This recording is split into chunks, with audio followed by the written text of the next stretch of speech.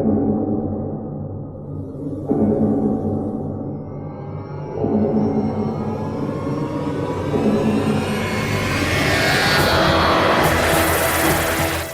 you fans, and welcome to the Big Blue Box podcast. My name's Gary. My name's Adam. We're back, and it's episode 150. Woohoo! Have you ever thought what it's like to be wanderers in the fourth dimension? Nobody in the universe can do what we're doing. I've reversed the polarity of the neutron flow, so the TARDIS should be free of the force field now. There's no point in being grown up if you can't be childish sometimes. The trouble with time travel is one never seems to find the time.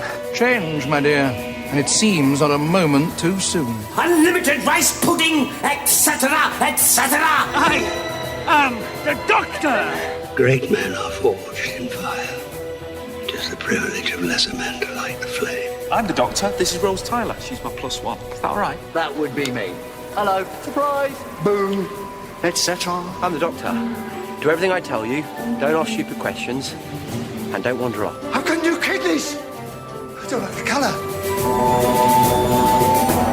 Howdy do, Who fans. Hope you've all had a cracking week.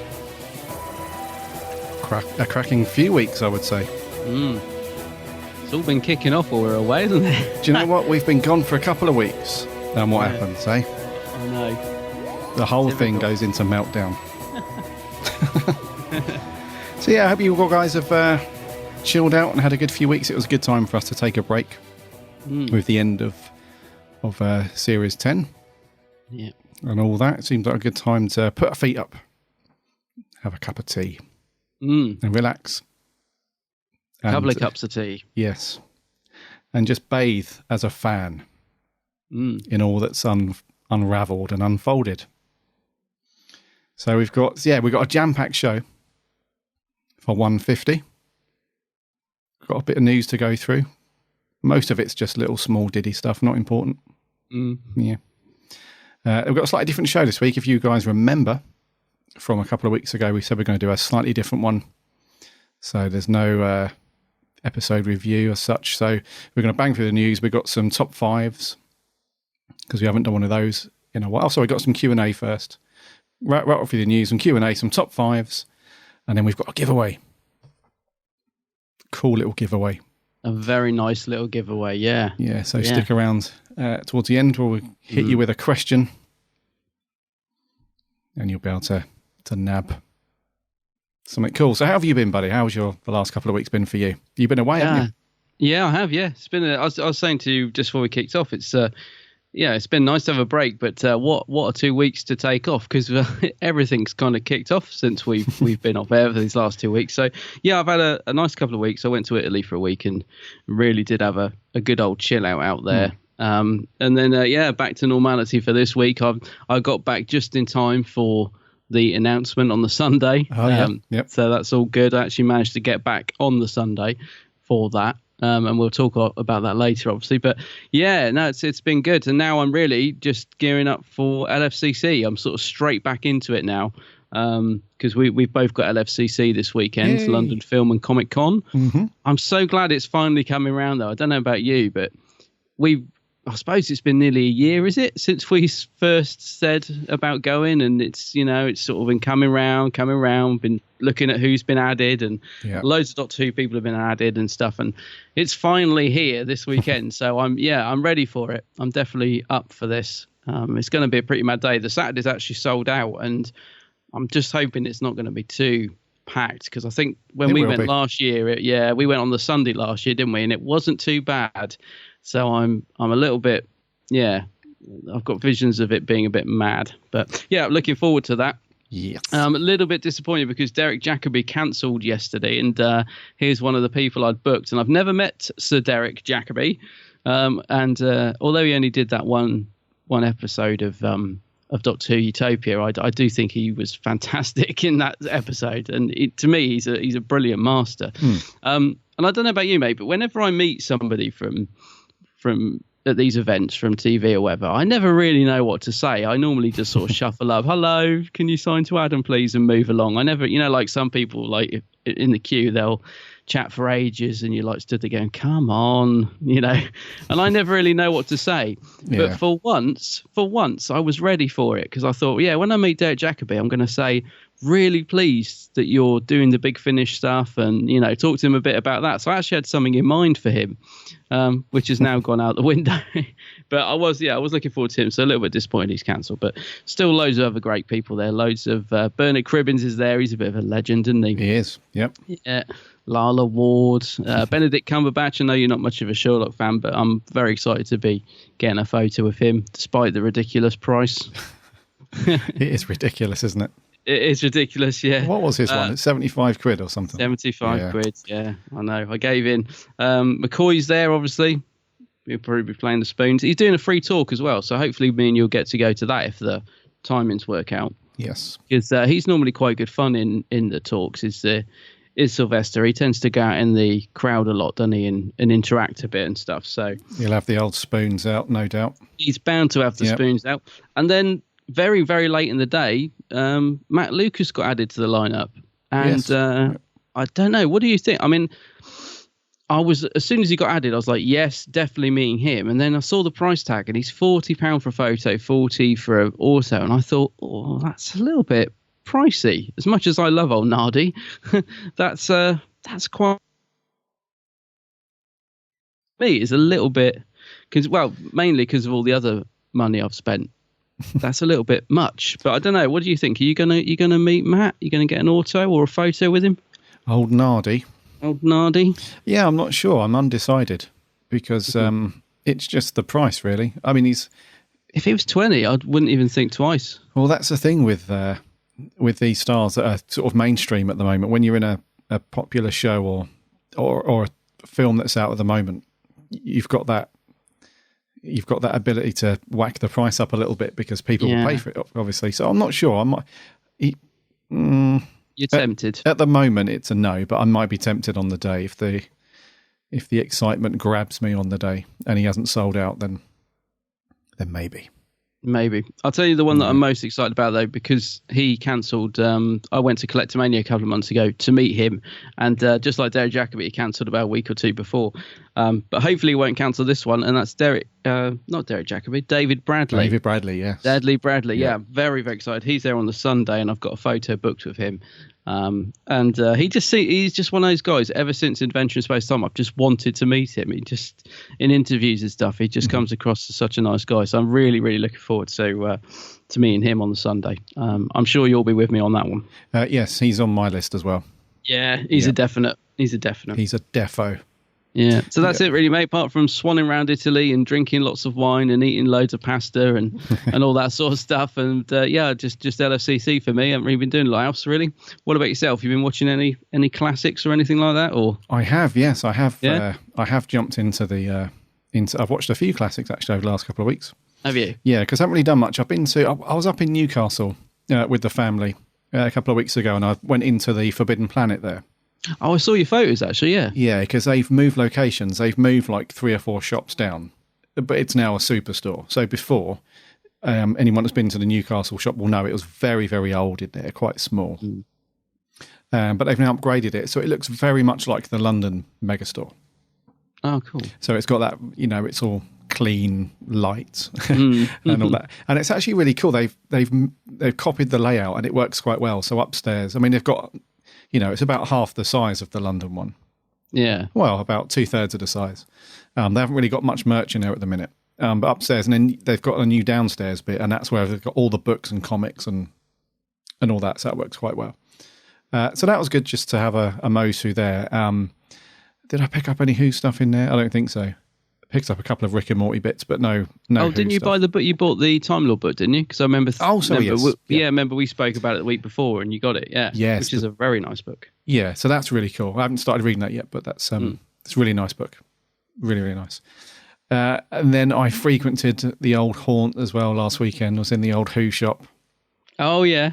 Yeah, it was funny overhearing the owner in there because they were over in San Diego for the big Comic-Con.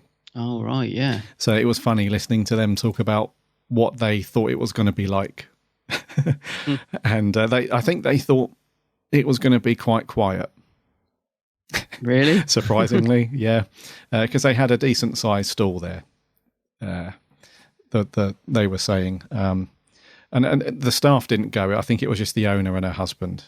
Yeah, were over there. Yeah, and she was saying that she was going to leave hubby to it for a bit and go and get a cup of tea and come back and, you know, have a leisurely chat with some fans and things like that. And I thought, no, no.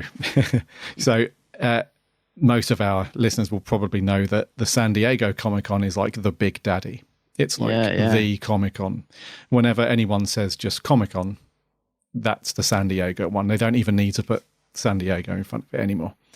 So, I think she was... a bit deluded about how busy it actually gets there. If you think about anyone that's been to the MCM London one or the Showmasters London Film and Comic Con, it's like that, but about 20 times larger, 50 times busier, and 20 times more expensive as well. I'd love to go there, wouldn't you? Is this the one where they've just, because they had a panel talk there, didn't they, with Peter and the Mothball and all that? They were all there, actually. I think Matt Lucas was there and stuff.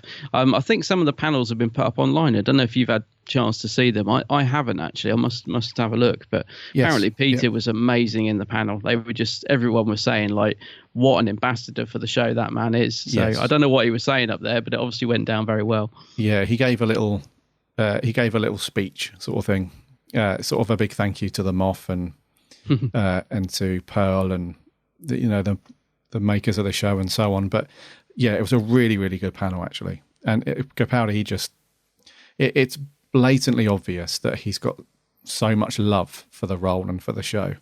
There's almost a little part of me that thinks that he doesn't really want to go as well.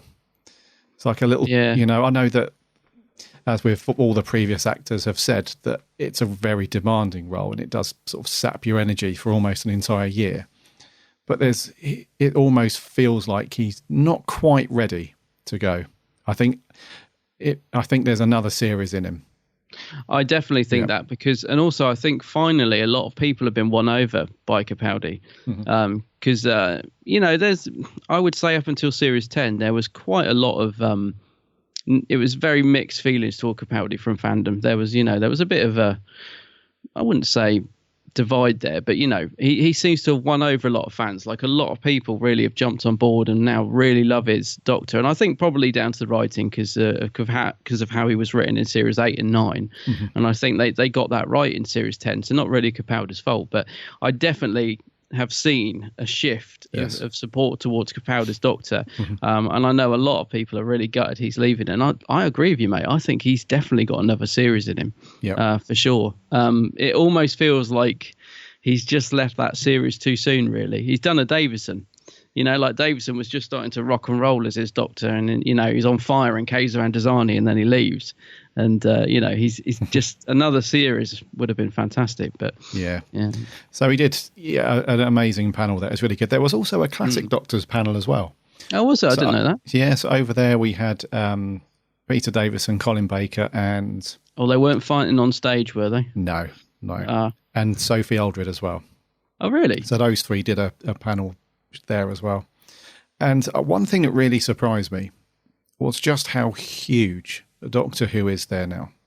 I know, yeah. So, it's always been very popular. So I remember watching some panel videos from years ago when David Tennant and John Barrowman were there with Russell T Davies, and, the place was packed because they did like a special screening of one of the Doctor Who episodes plus a Torchwood episode, and it was packed. But the amount of people that were queuing for the Capaldi panel with Moff and everyone else, Mark Gatiss was there as well, and some other people, and it was mental. It was the same amount of people that were trying to get into the panel than there was for like the Marvel movies and the DC movies. It's huge. Yeah, Doctor Who is massive there. So you can completely, when you see like that, the crowds and the amount of people that it draws, that's when that's when the penny drops, and you can absolutely see why a lot of stars go to the US conventions. Yeah, because they do conventions. Let's be honest, they do conventions very well. Our US friends, they really do. So they really make the most of it. There's a lot more cosplay going on. a lot more events, a lot more social meetups and everything around it. So it was really cool, though. It was really cool to see the Doctor Who represented at the San Diego one. So that was really cool. Yeah, I know. I was trying to explain it to. I was talking to this about with a friend actually at the weekend, and I was saying about, you know, we were talking about merchandise. Actually, we were saying, well, how come so much great merchandise doesn't get released in the UK? You know, and I was saying, and it's because of that. It's because obviously the volumes that they sell, you know, in America and stuff, is so much more. It's, you know, I know it's a UK show and we want all that merchandise, but at the end of the day, if it's not selling in the same quantities as they could sell it over there, then why would we get it? And it is the same with the, you know, the big actors appearing at the US cons. I think, you know, they can afford to pay them a lot more money to appear there. Yeah. So it's very frustrating for us Brits, but it's you know, there is a reason for it. It's not that it's not that Capaldi doesn't want to do the UK. In fact, I think he probably will do some over the next couple of years, don't you? I think I can see Capaldi like doing LFCC in a couple of years, maybe, or whatever. Hopefully, I would say so. Yeah. Yeah. So yeah, that was all that, and I have watched a few classics. It's been so good to get back watching Classic Who because we've been doing Series 10 for the last crikey. When did Series 10 kick off? Oh, back in April. Back in April with the pilot, wasn't it? The pilot, yeah.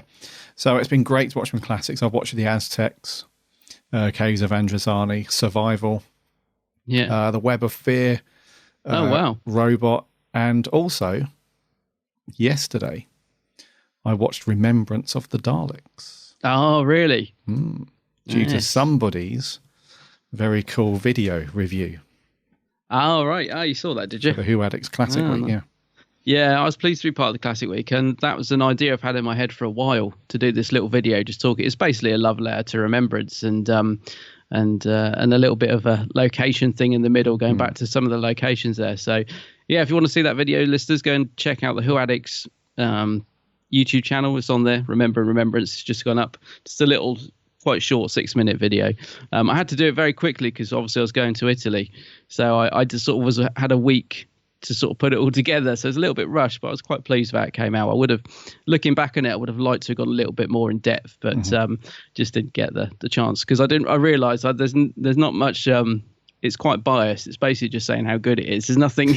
I was thinking I haven't really put anything. You know, I'm sure that I do find it hard to criticise Remembrance. So I do think it's a almost flawless episode.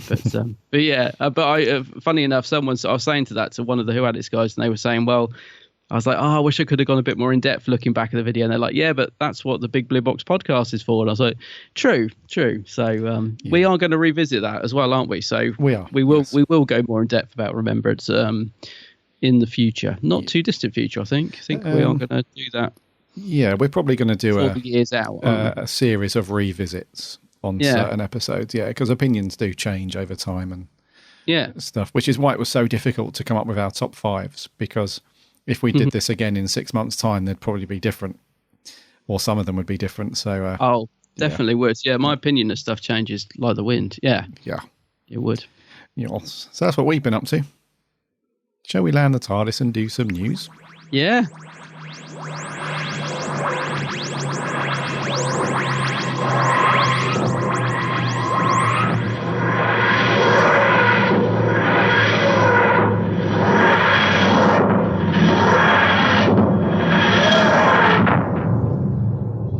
First up, Doctor Who magazine. Those of you that subscribe or have read the magazine for the last 10 years, I would say, 9-10 years. It would have been overseen by Tom Spilsbury. And if you know the name, that's because he's been the editor for Doctor Who magazine since, it's so long that he's been overseeing that. I think, it says here, it's August 2007. Yeah, so 10 years. So he's been the editor there, and although I don't subscribe to the magazine, I have picked up so many issues over. In hindsight, I probably should subscribe because I think you get it cheaper, don't you? Anyway, if you subscribe, I subscribe to. Yeah, you get quite a good discount, but as long as you don't mind it being folded in half and arrive with half the pages missing. From your no, placement, actually, yeah. it's a bit of an exaggeration, but yeah, no, it is cheaper to subscribe. Yeah, yeah. So I picked up so many issues, and it really is. He's done a fantastic job on that magazine, because if you think about the amount of content that they've crammed in over the past 10 years, they always manage to bag interviews with everybody in Doctor Who. So classic and modern, and even people that you would think were so busy or, whatever. He always makes sure that there's interviews with the current actors, the producers, the writers, everybody's in there. And they've done some great. I found in my when I was having a clear out last week, I found at the bottom of my wardrobe issue 500 still unopened. Oh well. And also the really cool Tom Baker one they did the month after. Oh yeah, 501 unopened. So I've still got that to look forward to. I'll tell you, one of my favourite ones they did was the Davison interview. Yes, which I think might have been 502. Was it? It was like after the Tom Baker one, wasn't it? If I remember rightly.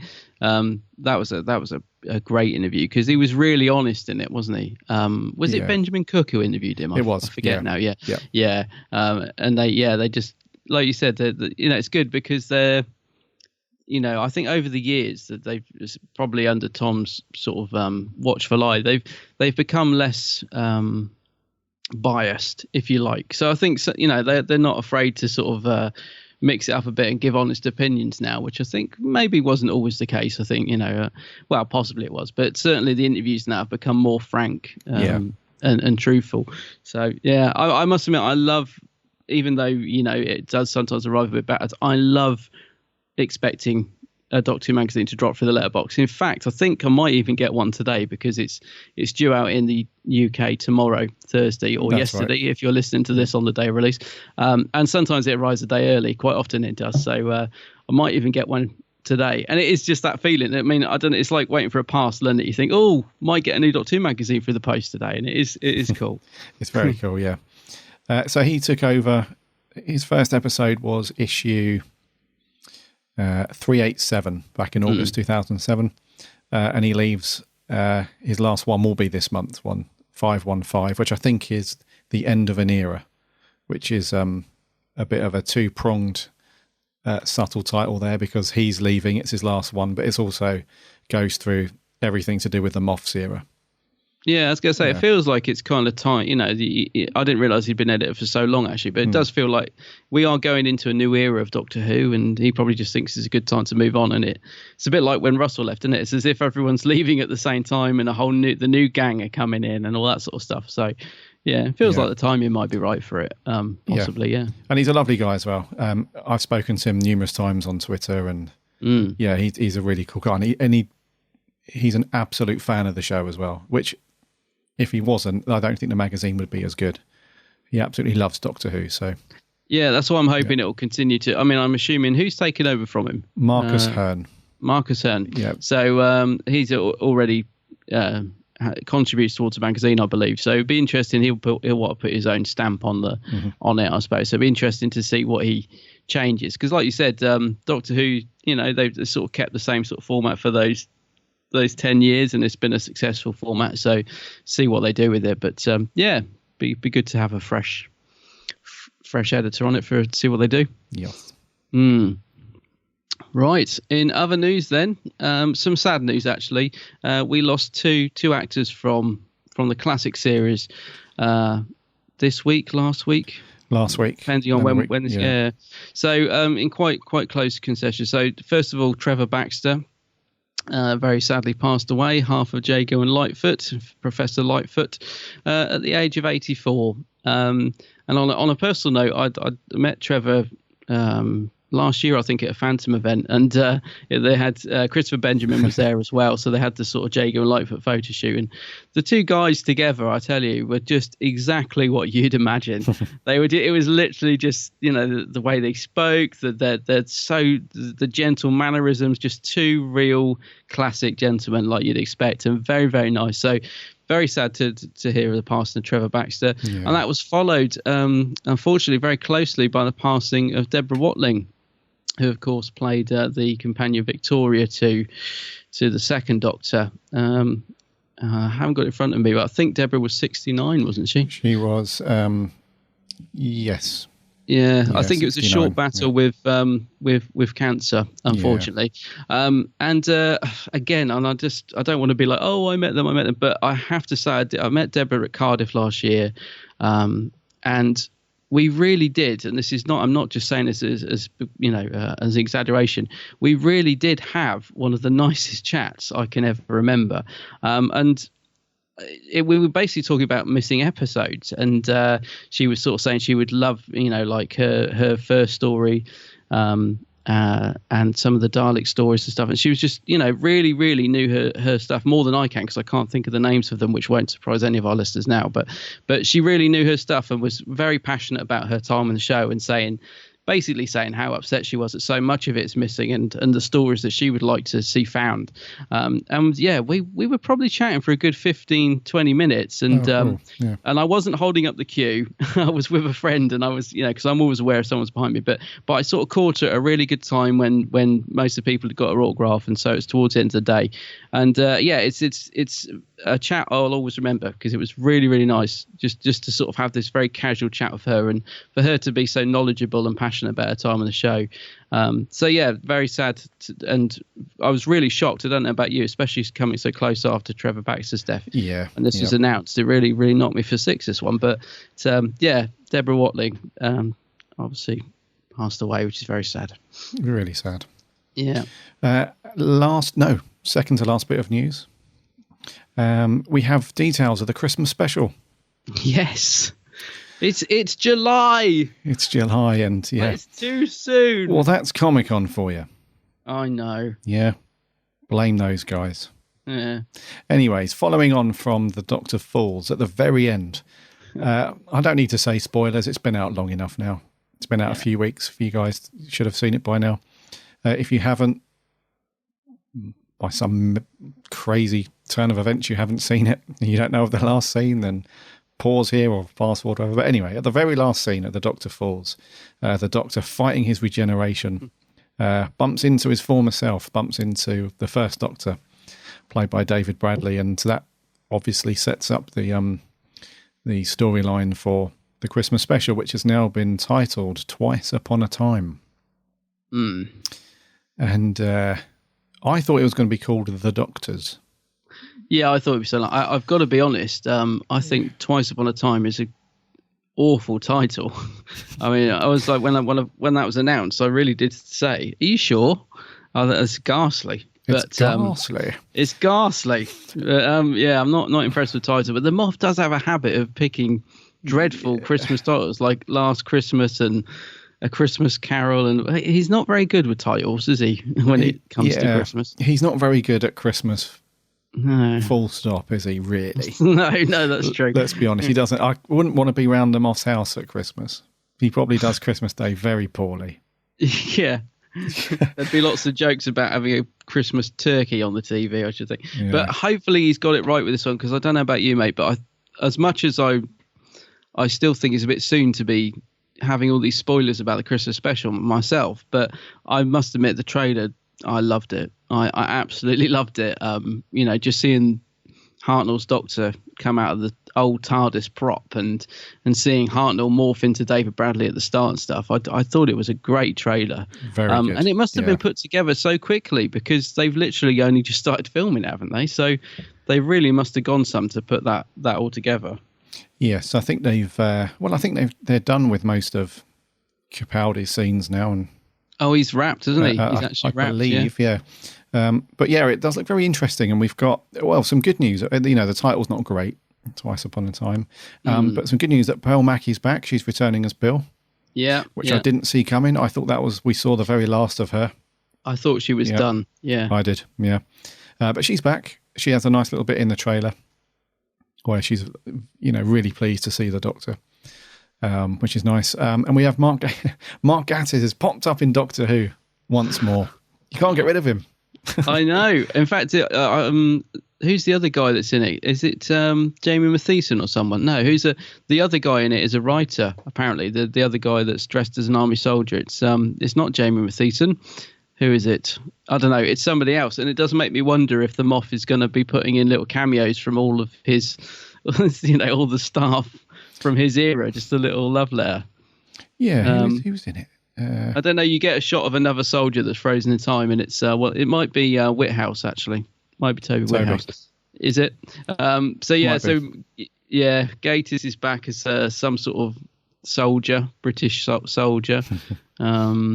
So I think it looks really good fun. I've just got to say I'm really excited about it.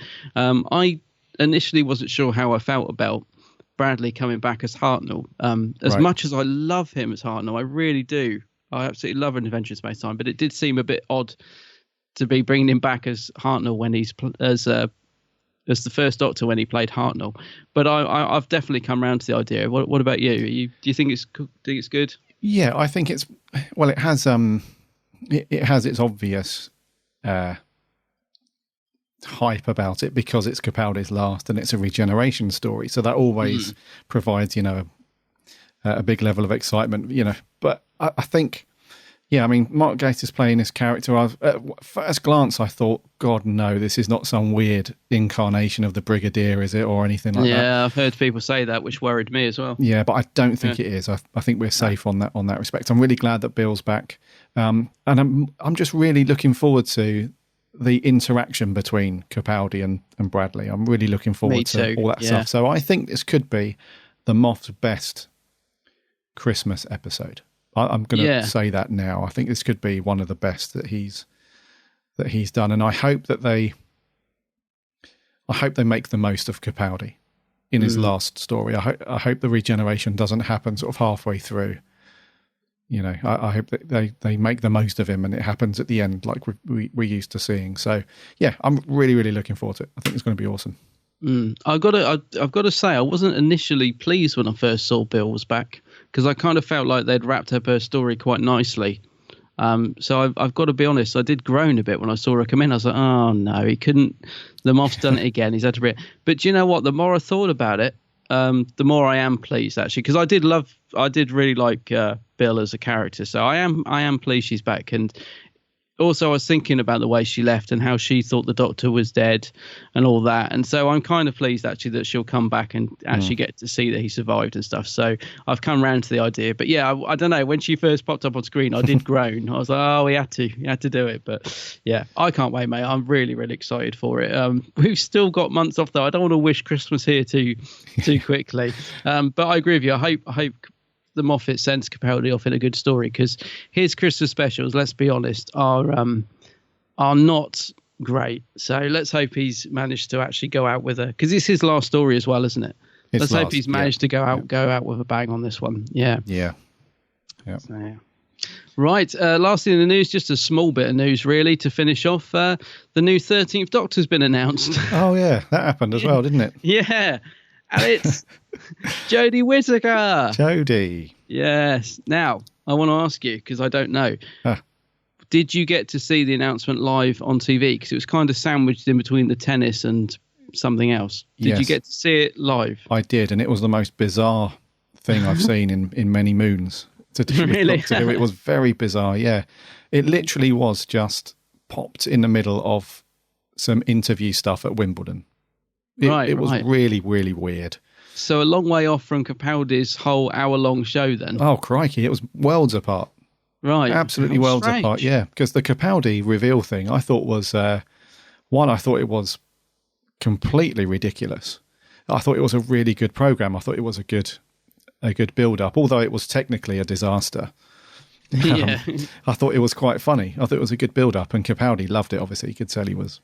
Oh, the reaction was amazing when he walked out and did the lapel thing. Yeah, yeah, but this was. Did you not see this live then? Did you catch it after? Well. Because we didn't know exactly what time it'd be going out, because basically it was just being shoved on whenever the tennis finished, which could be any time. So I'm like sort of texting people all day. When do you think it will be? Oh, I don't know, sometime after 5. I thought, okay, so as long as I'm back by 5 o'clock, we're safe. Because I was out with my parents that day. So we're with them having a drink, and I'm obviously clock watching, thinking, come on, drink up, we've got to go. Drifting back in the car, it was about 4:30, 4:45. at the time, and I thought, yeah, it's all right. We'll get home for 5 o'clock. No worries here. Glance at my phone. What's the first thing I see? OMG, Jodie Whittaker's. I was like, no, what? No, I don't want to see that. What am I doing on Twitter? Get off. Oh, my God. And then I was thinking, so have I just ruined the announcement for myself, or is that just somebody, is it just Twitter waffle? But so then I have to go back on my phone because we're still a good 10 minutes away and I can't stand the, anticipation. And sure enough, official BBC YouTube trailer. So I start watching it in the car on the way home, see her walking through the woods. And I don't know whether it's because I saw the name first, but I immediately thought, I could tell by the boots and the stature that I thought, well, it's a woman. I can tell it's a woman. And I must admit, I couldn't think who Jodie Whittaker was until she put the hood down. And then it was like, oh, her from Broadchurch. Right, gotcha. So I had about a 5-minute end to that car journey to sort of let it all sink in. Right. And I wasn't very pleased that I'd sort of seen it that way. I was really just wanted to get home and watch it on the TV like everyone else. So I was gutted that it went out earlier than everyone thought. Then I come back and watched it again. And my initial thought was a bit shocked, actually. I was like, oh, they've actually cast a female doctor. Wow. I was thinking this is, we've been talking about this, but I personally, I didn't think they'd do it this time. I thought they'd play it safe. Right. So initially I was a little bit shocked. And you know what? When I watched that trailer on the channel, on the actual TV, I loved it. Apart from the terrible CGI TARDIS, which I could not get over, which initially made me think that the trailer was fake. I was like, well, that's obviously fan made. So apart from that terrible TARDIS, I loved it, mate. And I really, within sort of that 10-minute car journey, I was absolutely 100% up for Jodie Whittaker as the Doctor. I just love I don't know, just something about her aura, the look of her. I thought, yep, she's got the sort of characteristics. This is something exciting, because I kept thinking if that hood had come down and it had been Chris Marshall or anyone else really, I probably would have just been like, okay, yeah, new Doctor, awesome, we've got new Doctor.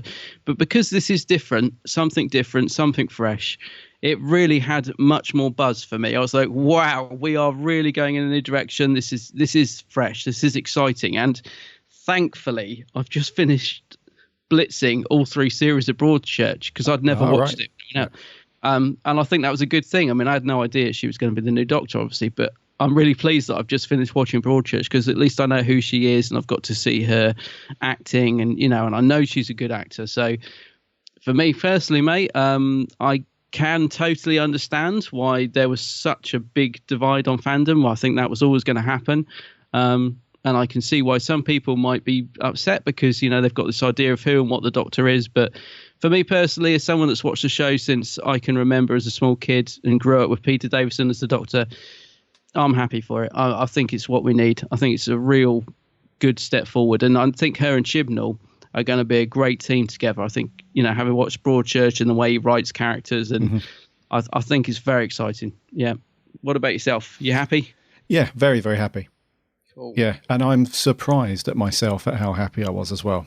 Yeah? Yeah, because we messaged each other soon after, and I said to you that I'm loving it in a way that I didn't think that I would be. But if any of our keen-eared listeners remember, I can't remember which episode it was, but going back last year, this subject came up on one of our episodes. And I remember saying at the time that I didn't want the Doctor to be a female. I vividly remember saying, although I don't remember the episode, I remember saying that I would prefer the Doctor to remain a male character because that's just how the Doctor has been, and it would change the dynamic too much and blah, blah, blah. And as the conversation has expanded over the year, where it's just been rumour after rumour and will they do it, will they not, and all that sort of stuff, it just sort of hit me like a brick in the face. It really did because I saw that live, and it was like, it almost felt like, Who fans around the world were sat there, hand in hand, sort of subliminally like, this is amazing, it's a new announcement, it's going to be amazing. And then like you, when she took her hood down, and that's, you could kind of see like her hand anyway. It's like a female's hand. You saw the eye as well, didn't you? You sort of close up. As soon as you saw the eye, you knew. Yeah, that was when you knew. And then when she took the hood down, I don't know, it was just such an awesome moment. And it really did just knock me for six, because I thought, frickin' hell, they've done it. They've, like you, I thought they were going to do it eventually, but not right now. And and they've just taken that bold step and just got it out of the way. And let's just forget about gender, and let's just forget about all of this stuff, and let's just go forward with a cool, someone like Jodie, who I think will be a brilliant Doctor. I really do, because like you, I've seen Broadchurch. I've seen some other things that she's been in as well. If anyone's seen the film Attack the Block, oh yeah, with now John Boyega, Finn from Star Wars, it stars him and some other people, but she's in it, and she plays a really good character in that. So she has done sci-fi before. She's not like, because there are some actors where they've done a lot of period pieces. Like for me, I always think like someone like Colin Firth wouldn't get sci-fi and stuff like that, because he always does like romantic or charming or period stuff like that. So she's not one of those people that have just been pigeonholed to doing like one particular role. She's very versatile and very varied. So she's a great actor, and I think that it's a genius bit of casting. I really do. I'm not just saying that because it's hype at the moment, and it's I honestly think she's going to be a great Doctor. I really do. She's got that look already, I think, and I must admit, I know exactly where you're coming from when you say you were knocked for six, because I suppose if I was to describe it, I would say I didn't know I really wanted a female Doctor until we got one. So like you, I thought when this did happen, I thought when we finally get a female Doctor, I thought my reaction would be, okay, yeah, in the nicest way, I'll see how this goes and deal with it. But what I am surprised about is actually my reaction has been 10 times more than that. It's actually this real buzz of excitement, and like, which I didn't expect. And I've got to be honest, I didn't think that I wanted a female Doctor until we've now got one, and I'm so excited by it. And a bit like you, I'm really surprised, and because I suppose I'm a bit stuck in my ways. I've watched Doctor Who for so long. I've grew up with this character for 30 something years being a man, so it's a big change for me and a lot of other Doctor Who fans, and I didn't know how I was going to react to that until it actually happened, and I'm just buzzing for it. Really excited. And let's pick up and talk very briefly about what's going on with fandom at the moment.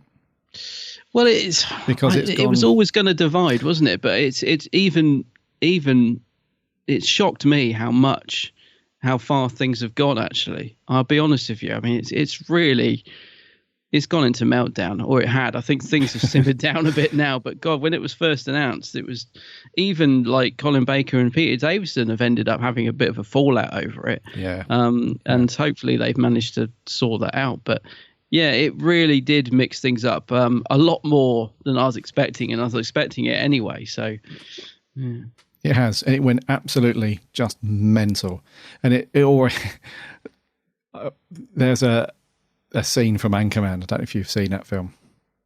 Yeah, I've seen Anchorman. Yeah. So where everyone, when all the newsreaders meet up in a car park and have a tear up, and then at the office afterwards, he's like, "Well, that escalated quickly." Yeah, it was like that because all of a sudden, out of nowhere, there was rows going on. I got caught up in it a little bit. Not in a way that I was causing trouble or anything like that, but it's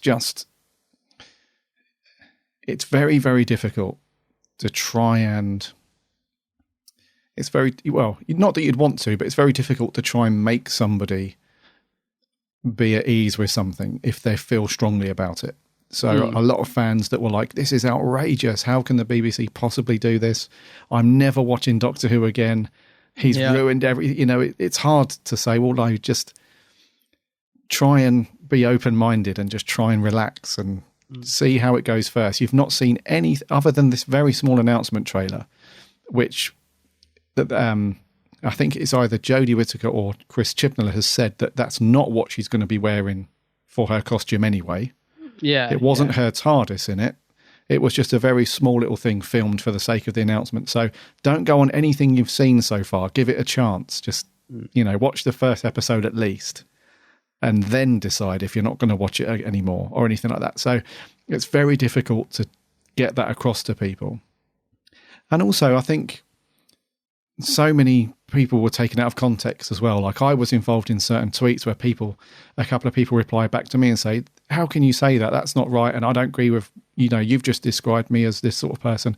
And I had to say, no, I'm not saying you're like that. I'm just saying in general, it needs to be a bit more open-minded and stuff like that. And, when I said that there was a sad bunch of fans that, weren't up for it and stuff like that. And again, that was taken out of context, because I didn't say that people who disagreed were sad or anything like that. It was just people that were being very nasty, and very... That's what I was surprised about. There was I think everyone's entitled to their view. This is a show that we are... Doctor Who fans are very passionate people when it comes to talking about Doctor Who. Very, very passionate about this show. So I think, and I don't know because I haven't read what Peter Davison said, but I assume this is what Peter Davison was getting at: is look, everyone's entitled to their opinion.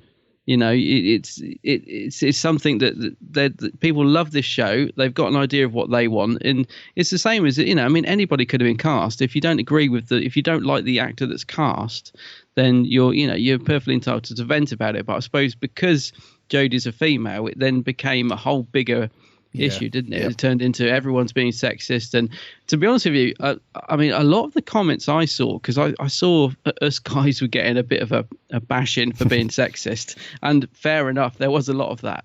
But one of the things I wanted to sort of put out there, but I didn't because I just didn't want to get involved, was most of the comments I saw saying they were never watching it again, blah blah blah, were from females. A lot of the female population of Who were really against this. And funnily enough, a lot of my friends who are Doctor Who fans, a lot of them that are girls, aren't very happy with this. No. So I was thinking, I was saying, well, that's interesting because us guys online are getting a real name for ourselves for being sexist, and quite a lot of it actually was from girls or females that actually like having this male character and are very disappointed that a female's been cast. So it's very divided, and I think, like I said, everyone's entitled to opinion. It did get very heated, things boiled over, didn't it? And some stuff that was said was not very nice, and but we just need to simmer down, and like you said, we got to see where it goes. I think Doctor Who been going for 50 odd years now. It's as much as I enjoyed Series 10, and it did sort of have a fresh feel about it, it wasn't fresh enough to feel exciting like this will. Like, right. Chibbers is going to give the show a new feel, without a doubt. It's going to be a different style. And I do think it's what we need for the show to carry on. We do. It's almost like the McCoy years. It's almost like that, where the ratings start to go down, because let's be honest, the ratings have been down year on year. So it's almost... like mirrors the series 25 and 26 with the McCoy years, where the ratings are down. It's not as popular anymore. The BBC starts to not give it as much love as it did in its heyday, quote unquote. And they luckily for us, it has been recommissioned up until, when is it, 2020 2021, something like that. Yeah, 21, I think. Yeah. So luckily for us, they're not doing what they did in the classic years, which is pull the plug and just say, it's just going nowhere. Luckily, they're willing to invest in change and making it fresh and so on. So we should be grateful of that, really, because I'm pretty sure that if there was an announcement by the BBC to say Series 10 will be the last from Doctor Who until we decide what to do with it, because we came very, very close to that. There was a couple of people who I spoke to, which I can't tell you who they are, but there are a couple of people that I spoke to, I think this was middle of last year, who said that the BBC are very, very close to signing a deal to make a TV movie, another movie, which would then end the series. So it was going to be a McGann situation. Yeah. So... we should be very grateful, really, that the Beeb are willing to, even though it's upsetting a lot of people, they're willing to make that change and, make it fresh. And you can't argue, that you can still do that with a male actor, of course. But, I think it needs to happen. And I think once people see a couple of episodes with her as the Doctor, I think it'll be I'm 99% sure that a lot of minds will be changed. I think, I think a lot of people will come around. It was probably the same when Capaldi was announced. A lot of people were like, "Oh, he's old. I'm not watching that again." And all, I think people will often throw the toys out the pram and then, settle down, watch the first episode, and hopefully see something they like and stick with it. One argument I don't get is people saying, "Oh, well, that's it now. Can't turn back into a man." Oh, I'm thinking, crikey. but this is the thing with Doctor Who, and this is why it's not a big issue. The Doctor can be anyone, any race, any gender. This is the good thing about Doctor Who. So there's absolutely no reason why Jodie, when the 14th Doctor is announced, can't go back to being a man. This is not like a nail in a coffin and be all and end all. This is not shutting a door on a certain area of the show. This is just opening another door. So I don't get that argument of people saying, well, that's it, it's going to be a female now forever. The Doctor can be anyone, So and this goes to prove it, really. This is another reason why we do need it, because some of the reservations that we had, me and you, when we were talking about it back whenever that was about the BBC changing the gender of the Doctor for the wrong reason and just doing it to be PC and all that. And I really don't think that's the case with this. I just think they are just opening another door. And like I said, that door is not closing behind Jodie. We can go back, we can go forwards, we can do anything in Doctor Who. So it's for me, they've made a good move. They have, yes. I saw a lot of that as well. The BBC just buckling under the pressure of PC and feminism and all that stuff. Yeah, I saw a lot of that. Yeah, and if you think about it, it's complete rubbish. Well, I'm pretty sure it's rubbish. If you think back to some of the people in the past that have wanted female doctors, and we were talking like Sidney Newman back in the bloody 70s, who said the best thing you can do is regenerate into a woman.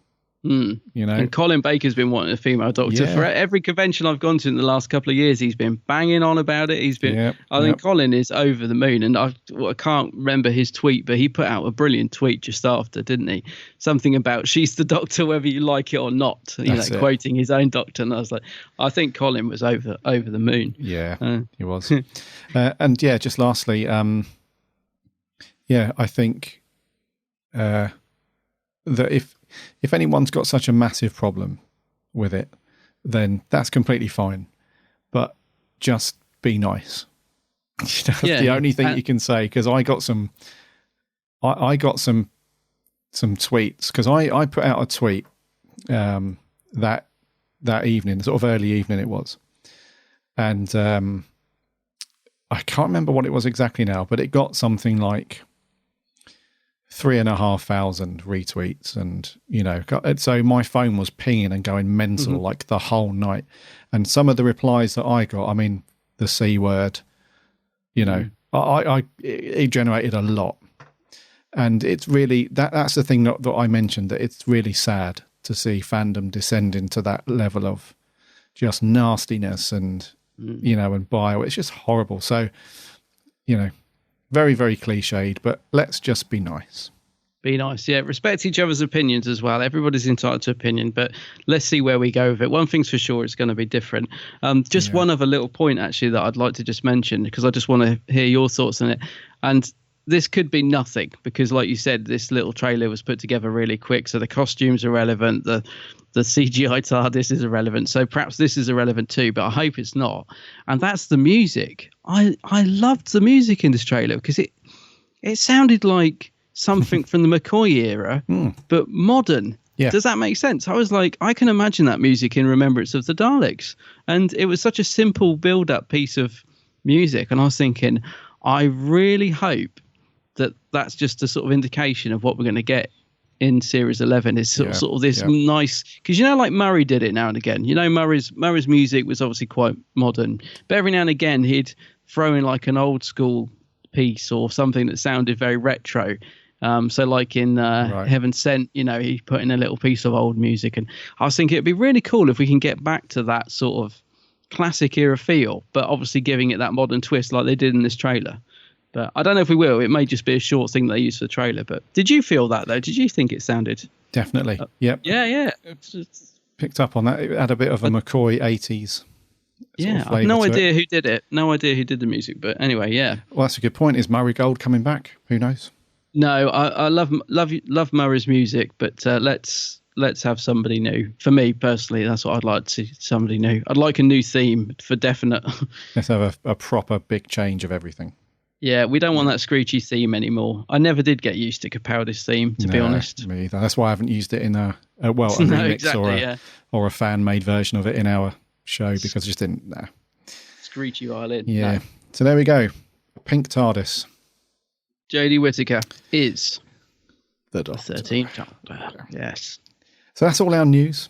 There's been lots of other little snippety bits and so on that we would have covered the last couple of weeks, but yeah, talking about the big stuff.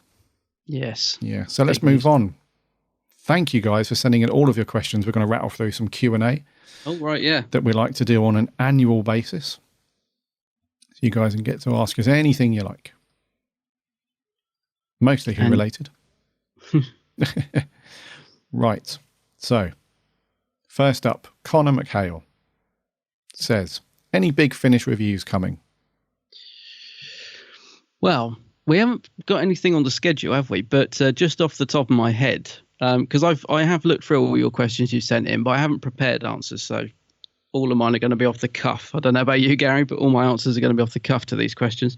Off the top of my head, I'm thinking perhaps we might do the 10th Doctor second Volume 2 whenever that comes out, because we did the first one, didn't we? Yeah. You know, the Big Finish, what was it called? 10th Doctor Adventures set. We reviewed the first one, and whenever this Rose one comes out, maybe we'll do that. Yes, I think we should. Well, it was good fun doing the first one. Yeah. Is there anything that jumps to your mind that we could do? Anything you want to review Big Finish wise? I think maybe, well, it would be a bit of a stretch to do all of the monthly range and all that. Mm-hmm. One, because it's a time issue of actually listening to it and stuff like that. And secondly, I don't pick up all of them, so that would be a bit tricky.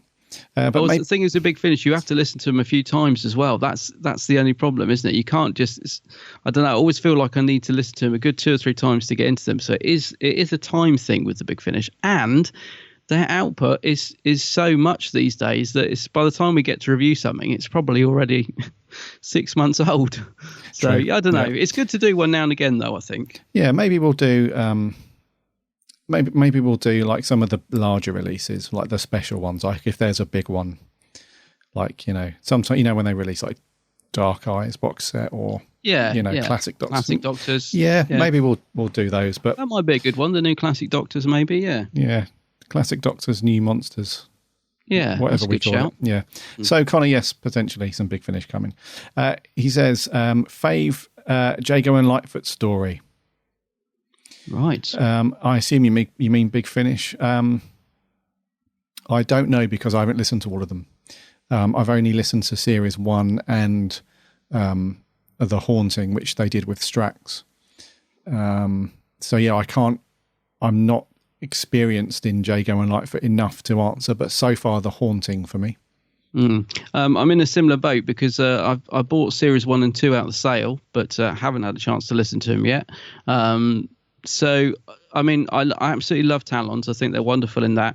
But to give a different answer, I did buy the Mahogany Murders, which is the companion chronicle, which came out ages ago. I listened to it ages ago, so I haven't listened to it for a long time, but I remember really enjoying that.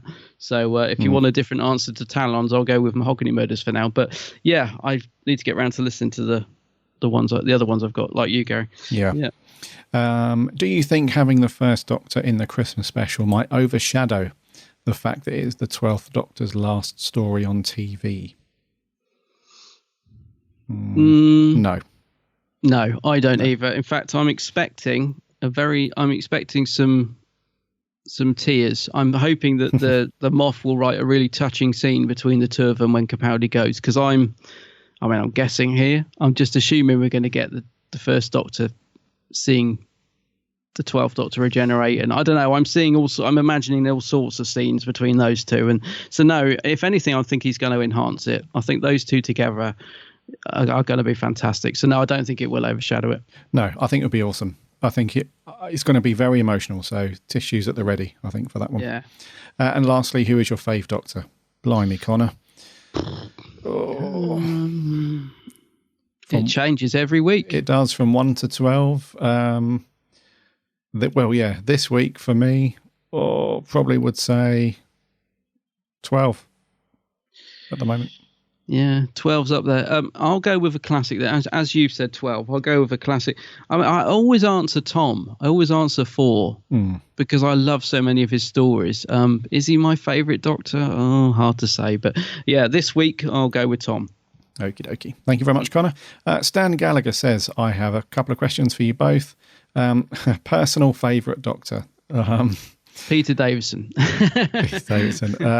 Personal, I just said Capaldi at the moment, but it will change. I mean, crikey, now I'm thinking about it. We love Matt as well. I mean, Matt's one of my favourite Doctors, but I don't like many of his stories. It's okay, well, Stan's question actually, number 1 was personal favourite. Number 2 is best Doctor, but may not be your favourite. Oh, crikey. So my personal favourite, I'm going to have to say Tennant to be consistent over the years, but the best Doctor at the moment for me is Capaldi. At the moment. But that will change next week. I agree with Capaldi. I think he's the best at the moment, but like you said, not story-wise, but as a Doctor, he's fantastic. Yeah. Best all-round actor to play the Doctor. Again, doesn't have to be your personal favourite.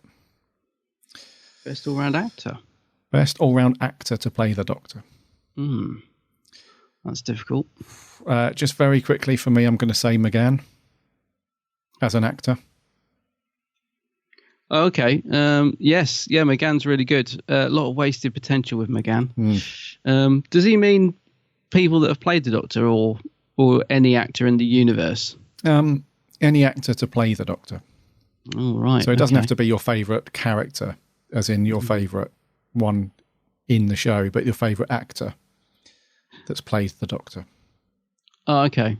Well, I mean, Capaldi, I think, is probably the best actor we've had to play a Doctor. I mean, his acting is fantastic. If I was sort of to try and find somebody new, I'd say, the guy who plays Q in the new Bond films, the Daniel Craig films. I don't know his name. Is it Wisher or something? Oh, yes. Always thought he'd be a good Doctor. But I don't know what his name is. Yeah. Okay. Our listeners will know. Yeah. So hopefully we've managed to answer that somewhat, Stan. Yeah. Miles McKenzie, favourite Doctor and why? They're going to get some duplicates here, aren't we? So, favourite Doctor is David Tennant for me. That's because I've got an emotional connection with David Tennant, because when I first started getting into Doctor Who, I picked up actually in the Matt Smith years, but then because I fell in love with the show, I went back and bought the box sets from 2005 onwards, and I watched Eccleston's series sort of on and off over the course of a week and a half. And then when I picked up Tennant, I binge watched the whole lot. So I watched them all. Literally all of his series in a week or a week and a half. And at the end of his run, when I got to the end of time, I was just, that hit me hard. as a regeneration, that really hit me hard. And Tennant's performance. So he's my favourite Doctor. Yeah. What about you, mate? Favourite Doctor? It's probably Tom, fourth Doctor. Yeah. But then because he was the Doctor for so long, I mean, there are stories of his which I think are fantastic. I do think there's a progression with Tom as well. He does change through the series, which I like. So by the end of his last series, he's quite broody in his burgundy outfit, and I just, by the time he leaves in Legopolis, I just think he's in quite an interesting place as an actor and a Doctor. So probably Tom. Yeah. But he's I don't know, Tom was good at delivering the serious and the comedy. That's why I think I put him up there. I think he was, when he needed to be sort of shouting or bellowing or bringing the story in, I think Tom was superb at that. And he was also very funny when he needed to be. Okay, cool. Yeah. Favourite companion and why? You can go first for this one. Favourite companion... I've got a couple, really. I mean, Sarah Jane always jumps out as a favourite for me, right, because Liz Sladen was just adorable and she works so well with Tom's Doctor. But it seems quite an obvious answer. So the other two that I'm toying with, I really love Ace. I love Sophie Aldred as Ace. And again, because of the way she worked with Capaldi. And Joe Grant. So I've given you three there. Whenever anyone asks me to name my favourite companion, those are the three that I really struggle, because I think they're all on level for me. If I was forced to pick one, I'd probably pick Sarah Jane. But Joe and Ace are two companions I love. Yeah. Okay. Yeah, for me, I always flip between a few. Yeah, Sarah Jane for me. Donna Noble. Donna's good, yeah. And Adric. I knew Adric would have to be in there. I'm joking. No, it's probably a flip between Sarah Jane and Donna Noble, I would say. Donna's a good shout. Yeah. She's really good. Yeah. Favourite monster and why? Oh. I do have a favourite, actually. I know that Adam has a favourite, and I'm guessing he's going to say those bloody Drashigs. No, not the Drashigs. No, not the Drashigs. No, the Sea Devils, mate, for me. I love the Sea Devils. I think they were brilliant in the story of the Sea Devils. I'm not sure I like the redesign by the time we get to Warriors of the Deep. Okay. Yeah. But I just the classic Sea Devils from the John Pertwee era, I absolutely love them. Yeah. I have got another one, but I'm going to save it in case it's the same as yours. Go on. Okay, so I'm going to flip between a couple again, and you've read my mind. So the Sea Devils from the classic years, the Pertwee years, is brilliant. And I know it's very cliched. I know it's always comes up as one of the top ones, but the Weeping Angels, I think they're such a great creation, such a brilliant monster that the Moff has given us there. Yeah, that's a good shout. I was going to say the Zygons as well. I think are a really good Doctor Who monster, the shapeshifters. Yeah, so those are good ones. Yeah. Last couple from Miles. Tea or coffee? Tea for me. Yorkshire Dale tea. Okay, yep, tea for me. Donuts or chocolate? Chocolate. Thank you very much. Cheers, Miles. Rob Kernock says, since the rumour of Chris Marshall as the 13th companion... Oh, yeah. Do you think it might be nice to see two females in the TARDIS, or do you feel like they could be a safe choice by Chibnall? So Chris Marshall being quite safe because they've already rocked the boat with the female Doctor. So Chris Marshall was the companion. I'm not sure if there's any basis to that rumour anyway about him being a companion. It's possible, I suppose, but... how do I feel about it? Yeah, I mean, I wasn't too crazy about him being the Doctor. So as a companion, yeah, maybe. I'm not sure. I really don't know what to think about that. I didn't think, when I first said that rumor, I was like, absolutely no.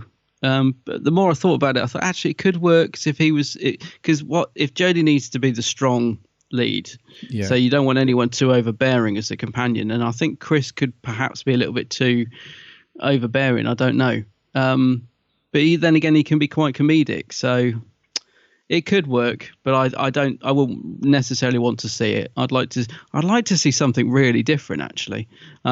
Joking aside, I'd like to see Jodie have like an alien companion or a robot companion or something really different. Slovene companion, yeah. Traveling around with Mr. Sin or something. Something really different. Oh no, not him.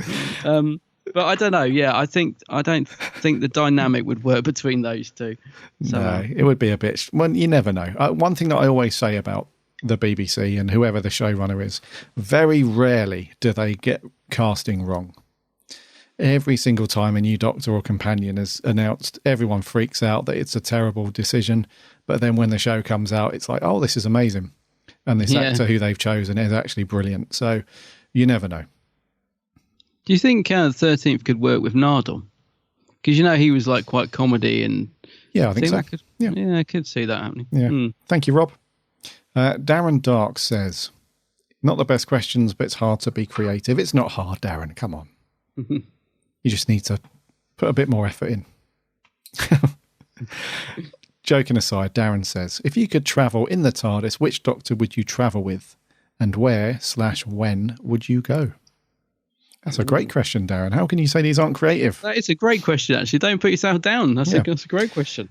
If you could travel in TARDIS, which Doctor? I would travel with Troughton.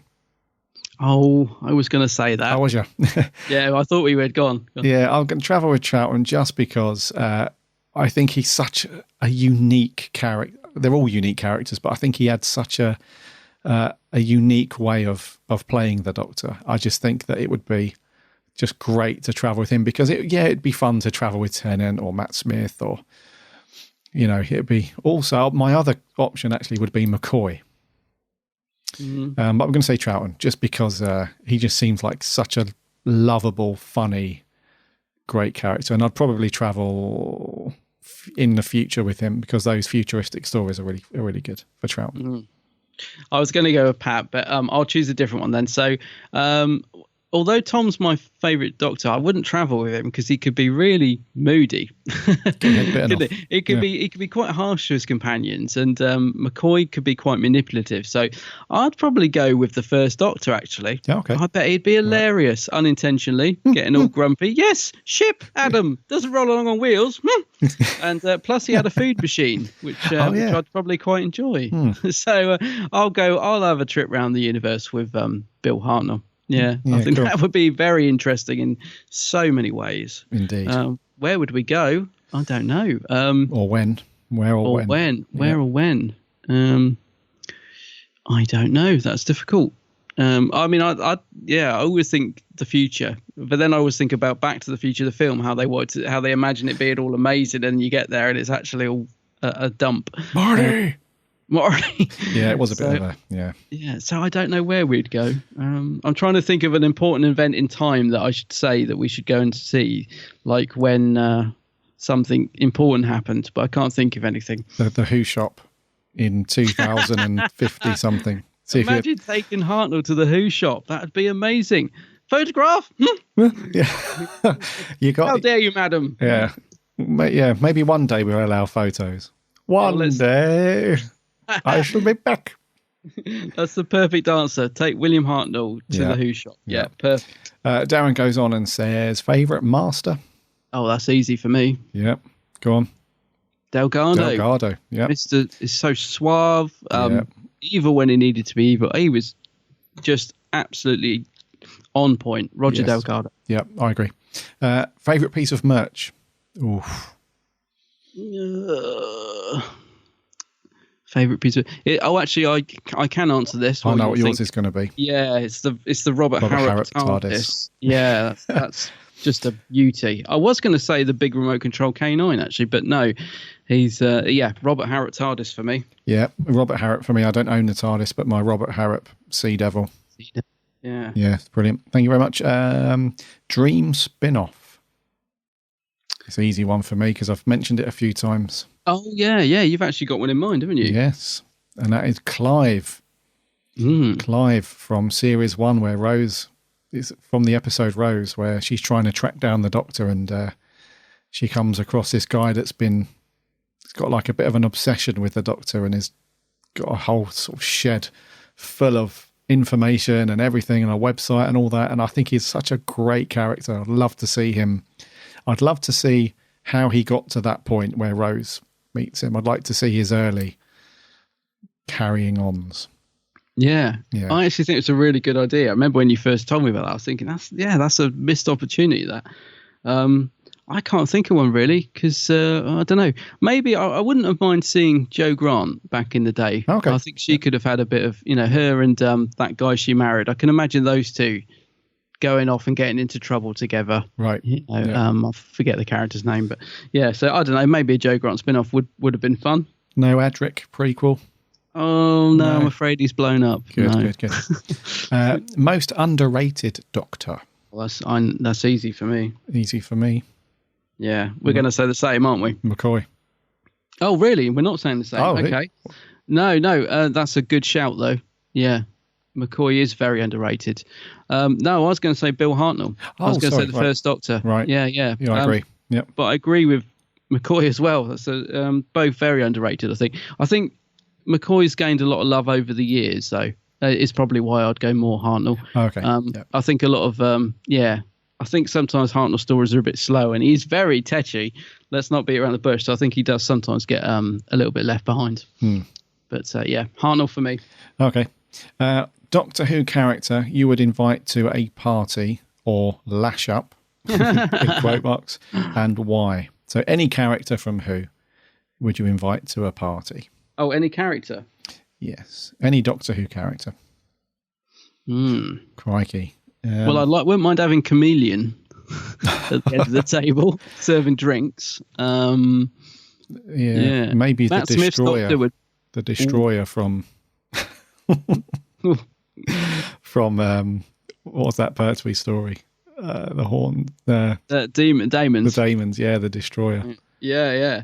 Matt Smith would be fun. I can imagine him having a few drinks and you know I am giving a good old speech. Yeah. The Melker maybe in the corner. Maybe the Rachnos. Arachnos, yes. In all seriousness, I'm going to say Hartnell, mate. Hartnell? Yeah, I think he'd be a right blast. Okay. He would. I can imagine him offending half the people there. Exactly. Somehow. Yeah.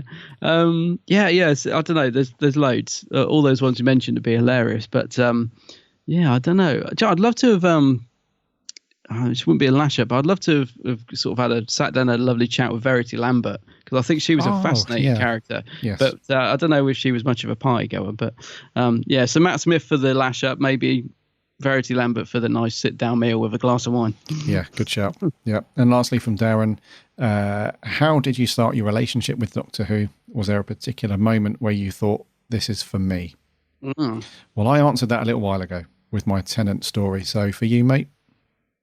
For me, but mine started literally. It's one of the earliest memories I've actually got as a human being. Is being sat in front of the TV. So I don't know how old I would have been, because it's all a little blurred, really. I have this strange picture in my mind of this Dalek room, which actually doesn't exist. So over the years, my mind's distorted it. But I think it's from Genesis of the Daleks. I think somewhere along the line I saw a bit of that. Okay. I don't know if it was a repeat, because what I can picture in my mind, the only thing I've ever seen that slightly resembles it is something from Genesis of the Daleks, which would have perhaps been repeated back then. But yeah, the Melker, I remember that I do remember as clear as day, that Melker statue from Keeper of Traken. I saw that as a kid. Don't know how old I would have been. Really young. It's amazing that I can even remember it, to be honest, because I would have been like 3, 2. I don't know, but that I can picture that. Again, it might have been a repeat showing of the program. I have no idea, but yeah, something hooked me during the end of Tom Baker's era and Peter Davison, and I was just I'm pretty sure from the word go I was in. Yeah. And I think it might have been the TARDIS, mate, because it would have been around Logopolis. Oh, yeah. I remember being absolutely fascinated as a kid by this police box. Mm-hmm. So the TARDIS probably drew me in. It was probably the idea of going inside it and it being massive. And because, I remember my dad buying me the TARDIS tent when I was a kid and all that. So it's probably the TARDIS that drew me in. Right. And it would have been at the end of Tom Baker's era, Peter Davison's era. Cool. A lifelong fan. Yeah, proper. Yeah. Proper old school me. Thank you very much, Darren. We're going to have to rattle through some of these now. George Coppen, has there been any stories that you hated, but after rewatching them for the podcast, you really enjoyed, or the other way round? Yes. It's happened to me a couple of times, I think. Yeah. It happened to me with... I was thinking about this the other day as well. What was the story that happened to me with? I don't know. There was one, I remember saying to you, there was one, I've got it, yeah. There was a story that you put on the schedule that I thought I hated so much, I was going to ask you to take it off. What was that? And then when we watched it for the podcast, I was so pleased that we reviewed it because I really enjoyed it. And it was the Sunmakers. Oh, that's right, Doctor story. Tom, yeah. Yeah, I thought I hated that. I remember saying, can we pick another fourth? And we were like, oh no, let's do it. And I really enjoyed it. So the Sunmakers for me, yeah. I think it's a McCoy story for me because if any of our long-term listeners know, I had a rocky start with McCoy. It was one of the Doctors that of all of Doctor Who, I just really didn't like at all. I didn't like the theme tune. I didn't like McCoy himself. I didn't like most of the stories, but it's been such a massive turnaround for me with McCoy. So I think a couple of his stories, really. I remember watching Paradise Towers and The Greatest Show in the Galaxy very early on when I got into Classic Who. And I thought these are just disasters. Absolute, but I mean, Paradise is still not amazing, but I enjoy it a lot more after watching it to review. Yeah. And the same with The Greatest Show. Yeah. It's just, yeah. I'll tell you one that went out, not for the podcast, but I remember Midnight is the biggest switch around I've had on an episode from watching it live and thinking it was absolutely awful. Oh, right. Yeah. Yep. And then when I watched it again, I didn't watch it for ages. I think it's probably a couple of years. Mm-hmm. I didn't watch it again, and I loved it when I rewatched it. I thought it was such a good episode. I don't know, but I really didn't like it the first time. Yeah. So, yeah. Thank you very much, George. Jay Kent says, which actor would play each of you in the biopic of your life? And in celebration of 13, which actress would play each of you? Crikey, Jay. Wow. Blimey. I have been compared to Danny DeVito before now. So I'll just go with him. He's still kicking around. Yeah, Danny DeVito would play me, and female, Dawn French. Oh, God. This is very difficult. For me, I'm probably going to say quirky. Let's do Richard Adoardi. Oh, that'd be for cool. Me. And if it was a woman, probably, I don't know, Sue Perkins. I suppose. Good shout. That's a nice curveball. Thank you very much, Jay. Harry Walker says, what are your opinions on Doctor Who animation? So the likes of Schalke, Infinite Quest and Dreamland. Oh my God, I haven't watched them for years. Blimey, yes. My thoughts on animation is I absolutely love the idea of animated Doctor Who. I really do, because I've got such a massive heart for all things animation. Animated films and TV series are some of my favourite stuff. And I would love for there to be a dedicated animated something of Doctor Who. As in terms of those stories, I mean, Schalke, that's pretty old now. Well, the other two as well. The Infinity Quest and Dreamland, that was the David Tennant and Martha when they tried their hand at animation, wasn't it? They weren't that great, to be honest with you. The animation was a bit clunky, even though it had a respectable budget. I didn't really enjoy them that much. They're okay. And Schalke, yeah, it's okay. Yeah, they're all right. I'm like you. I like the animation. I'll tell you the one that surprised me then, because you kind of summed up my thoughts there, mate. The one that surprised me was the colour version of Power of the Daleks, which when they announced it, I thought was pointless. And I was like, absolutely not. No, it should always be black and white. Not interested in the colour. No. And then when I watched it, it actually looked really blimming good, and I really liked it. So, to my surprise, and I know a lot of people won't watch it because they were like me. They were like, no, I'm not watching colour version. Give it a watch. It's actually, it doesn't erase the black and white when it's actually really nice in colour, that animation. So yeah, I'm all for animation, but it's a shame that Doctor Who never gets a bigger budget or more time to do these things, because even the Power one could have been much better, but it's still good. So yeah, I'm all for animation. Yep, indeed. We're going to have to skip a few of these because there's so many. We'll be here all day. So let's go to Dean Jones with London Film and Comic Con just round the corner. Favourite guest signing and photo. So, right, what that we've had. I think so. Yeah. Well, I got to admit, McGann was blimmin'. Yeah. Fantastic when we met him last year at LFCC. He just was like, just really, really nice to meet. Deborah Watling sticks in my mind because of recent news, because of that lovely chat we had. So I put her up there. I don't know. You liked McCoy when you met him, didn't you? I really liked McCoy. Liked McGann as well. It's hard to pick a favourite because sometimes they're different at certain conventions as well. Like especially Colin Baker. Sometimes he's on form and he's brilliant and lovely. Other times he's a bit quiet and a bit whatever. So it's difficult. I would say McGann for me, actually. Meeting him last year and having that photo with him on the TARDIS set, that was awesome. Really good. I had a good little chat with him as well. Sophie Aldred's always really nice when I've met her. That's Really true. like Sophie. Yeah. Okay. Let's have a look. We've answered a few of these already, so I can skip past some of these duplicates. Sammy Satine. She says, what does Doctor Who mean to you? Wowzers. That's kind of a deep question. It is deep. I guess I could sum it up by saying, really, Doctor Who, because I have grown up with it since I was tiny, it's been with me all my life. So for me, it means, how can I put it? This is going to sound so cheesy, but what's that word? It means bringing people together, but I can't think of a word for that. Community. Yeah. That's what it means to me, because most of the people that are in my life have got some connection from, I've met them through Doctor Who.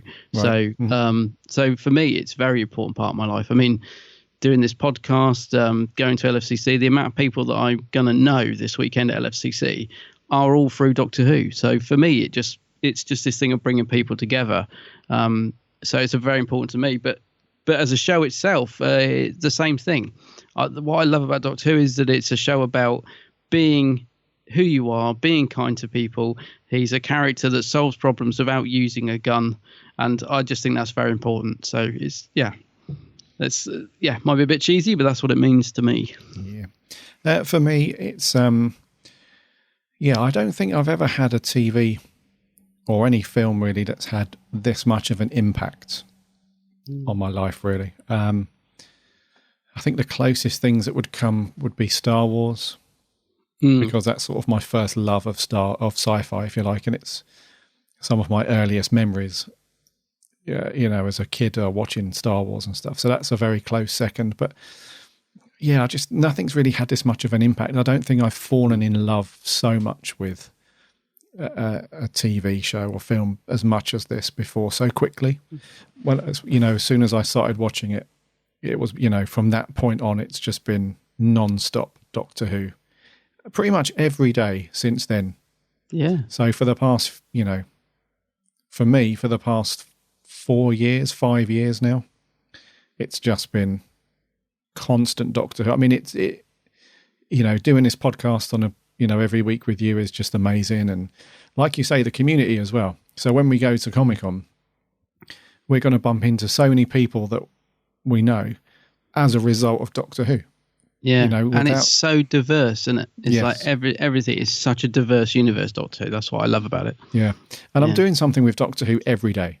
If there's a day that goes past where I'm not watching an episode, I always listen to the soundtrack, and every day while I'm working, I must have listened to that soundtrack every day for 3 years. That's no over-exaggeration, yeah. So, or I'm doing a bit of Doctor Who artwork, or I'm talking to somebody about Doctor Who, or I'm unboxing a piece of Doctor Who merchandise, or I'm reading a Doctor Who book. It literally is every single day. It's Doctor Who, yeah. So if that soundtrack was a vinyl, it would be worn out, wouldn't it? It'd be scrubbed out. The grooves would be, it'd be. So, yeah, thank you, Sammy. That's a deep question. But, yeah, in a nutshell, it means a lot to both of us, yeah. And let's do the last one here. Herndel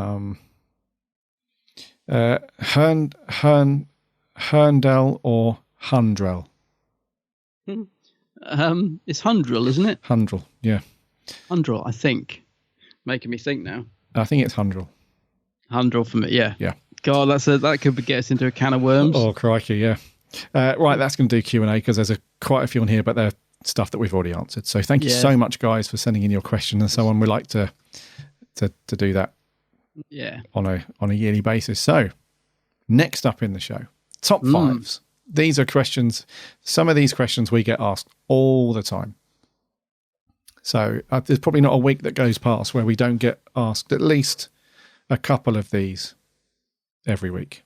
Yep. Now, I have to caveat this, and it's a bit of a cop-out, but I have to caveat some of these and say that these answers change all the time. Yeah. And I think you'll agree. This list was not easy. Yeah. Not at all. So we're going to do our top 5 classic episodes or stories, our top 5 modern Doctor Who episodes, and our top 5 big finish stories. Yes. So you go first, mate. Your first classic story. Classic. Just out of interest, have you put yours in order? Because I couldn't do that. So for example, the one that I've got number 1 is not like my number 1. Oh, these no, are just, no. Yeah. These are just like my top 5. If I was going to say, watch them. Yes. So my first one is The Seeds of Doom, the 4th Doctor story. Okay. About plants coming alive and stuff. And it's funny because every time I can never remember, because there's the Seeds of Doom and the Seeds of Death, which is the 2nd Doctor. Yeah. And I can never remember which way around they are. So to be clear, it's the 4th Doctor one. It's a 6-parter, or is it even 7? I can't remember now. It's quite a long one, but it's almost like a 2-parter and then a 4-parter, because it's almost like 2 stories, but they come together brilliantly. It's a 6-parter. Yeah. It's a 6-parter, isn't it? Yeah. So the first 2 are sort of set in a different location, and then we move on to this old mansion house and stuff, and just the atmosphere in it, it's creepy, it's brilliant. Tom and Liz are on great form, nice location work, and it almost feels like 2 separate stories, but they do blend brilliantly together. And it's one that, although I absolutely love it, I haven't watched it for a while, but the last time I watched it, I was just sat back thinking, what an absolutely classic piece of television this is, from the music to the direction to everything about it. It's so good. Yeah. It's probably it's quite a dark story, so it's not like, it's not like City of Death, where if you're in the mood for something a bit comedy, you'd put on City of Death, that you could just sit back and you know all the lines. This is quite a serious Tom Baker story, but I love it. So City of Death's definitely in my top 5, I think. Okay, cool. First choice for me is the Pertwee story, Inferno. Yes, good shout. Yeah, I think this is I think this might have been the first or the second Pertwee story I ever saw. Actually, it was, because I think what was the first story he did? Spearhead? Spearhead, yeah. I think Spearhead was the first I saw. Actually, yes, this would have been the second one. So Inferno is a fantastic classic story. It's one of those, when someone says to you, what do you like about classic Who? It's one of those stories that has all the ingredients in there that make up just a brilliant classic Who story. Yeah. It's quite long. It's 7 episodes. But they are only 25 minutes each. So it's not too bad. But the story just rolls along really nicely. It does slow down maybe just a couple of times during the middle. But other than that, it's a cracking story. Pertwee's brilliant in it. The Brig's really good in it. Liz Shaw. She's a great companion in this one. She's quite a strong sort of female companion. And it's got some really good effects. Just the overall, it's just a really good classic one. If you're definitely in the mood for classic Who, you've got Sunday afternoon spare, especially if you haven't seen this one, then Pertwee's just brilliant in Inferno. Yeah, I must admit, Inferno was my next one. I absolutely agree. It is one of my favorite stories. It's although it's a 7-parter, when they start going into the whole alternative universe stuff, it takes it onto another level, keeps the momentum going. So it is good. As you said, Inferno, I'll pick a couple of other Pertwee ones instead, because I would definitely put Inferno up there. Right. But just briefly, I'll throw in the one that you just mentioned, Spearhead. I think is a great story, a great introduction story to Pertwee's Doctor, and the Sea Devils, which you mentioned earlier, is another great Pertwee story. So I'd put any of those up there. Cool. Number 2. So I'm going to go with, and this might be on your list as well, but it's Remembrance of the Daleks. Is quite possibly one of my favourite ever Doctor Who stories. Despite, production being perhaps not at its best by that point, wobbly Daleks and all that. I just think the actual story itself is brilliant. And I genuinely never get bored of watching it. It is a story that I can put on again and again and again, and I love it. So Remembrance, it is quite possibly, if I had to put one at like the top, it's definitely up there. Okay. It's, as I said, it's only really sort of production standards, which aren't actually that bad, all things considered. But if you can imagine that being done with today's budget, that story would be phenomenal. Yes. It's a brilliant story. So Remembrance Daleks is, for me, an absolute must. Okay. Number 2 for me is Pyramids of Mars. Yes, good shout. Which is a Tom Baker story, which always gets thrown into top 5s and top 10s for very good reason. It's just it's one of these only stories for me which it just doesn't lag at all for Classic Who. It just really nicely moves along. It's got a great villain in there. Sutek is just a fantastic classic villain. Sarah Jane's really good. It's it's part of that early relationship building with Tom and the Doctor, and and then we've got those really cool designed mummies that just look they're so iconic. They look great even today. So, and Tom's brilliant in that as well. He's got some great stuff in there, and the guy with the fez. We've got a first look at a fez in Doctor Who. What was that guy's name? What's his name? The guy that played the organ in the big house. Oh yeah. Can't remember his name. Scarman was a great character. Creepy. Both of them, the two brothers, really, really cool. So yeah, Pyramids of Mars, really, really cool. I love it. Never get bored of watching them. Yeah, it's another good one. I tried to sort of mix up the Doctors in my top 5 list. I was trying to sort of pick one from each. But I've got to be honest and say that a lot of the stories that I put on my top 5 are Fourth Doctor stories. I think there's so many in Tom's run. Yeah. So although you've just picked a Fourth Doctor, my next one is Terror of the Zygons. Oh, okay. I think is a brilliant story. Obviously, Fourth Doctor and the Brig together, we don't get that very often because this is sort of coming towards the end of Unit's time on Doctor Who. But I think it's a great story. I love the TARDIS team in this with Harry Sullivan and Sarah Jane and Tom very early on in his Doctor and stuff. I think it's a great story. It's very, very creepy in places. The bit in the barn where Harry's fighting with the Zygon is like something out of a Hammer horror. Mm-hmm. So I think Terror of Zygons is a classic. It's amazing how long it took them to bring them back to the new series. So for a long time, these Zygon characters just had their own one story and they stood out from that one story in a really big way thanks to how good it is. So yeah, Terror of the Zygons I'd say is a good one. Cool. Number 3 for me is The War Games. Mr. Troughton. Yes.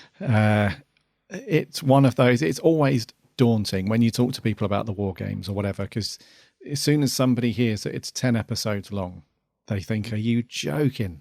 Yeah. There's no way I could watch all that. But it really is one of the most brilliantly written Classic Who stories. It's got so many good, the cast list is huge for the 10 episodes. It's got a bunch of great characters in there.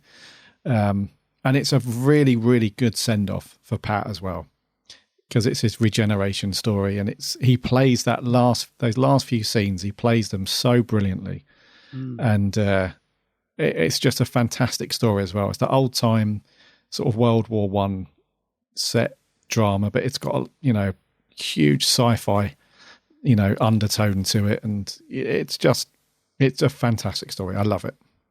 It is. In fact, funny enough, that was my next choice. And we didn't discuss this beforehand because we wanted it to be a surprise. But War Games is the next one on my list as well. I think it's a phenomenal piece of television. Every time I watch it, it amazes me how much it flows, considering it's 10 episodes long. Because you start off and you think, episode 1 of 10. Okay, here we go. And it really does. It's a great, amazing piece of television. Yes, there's a lot of escape and capture because they've got to fill out the time, but it works well.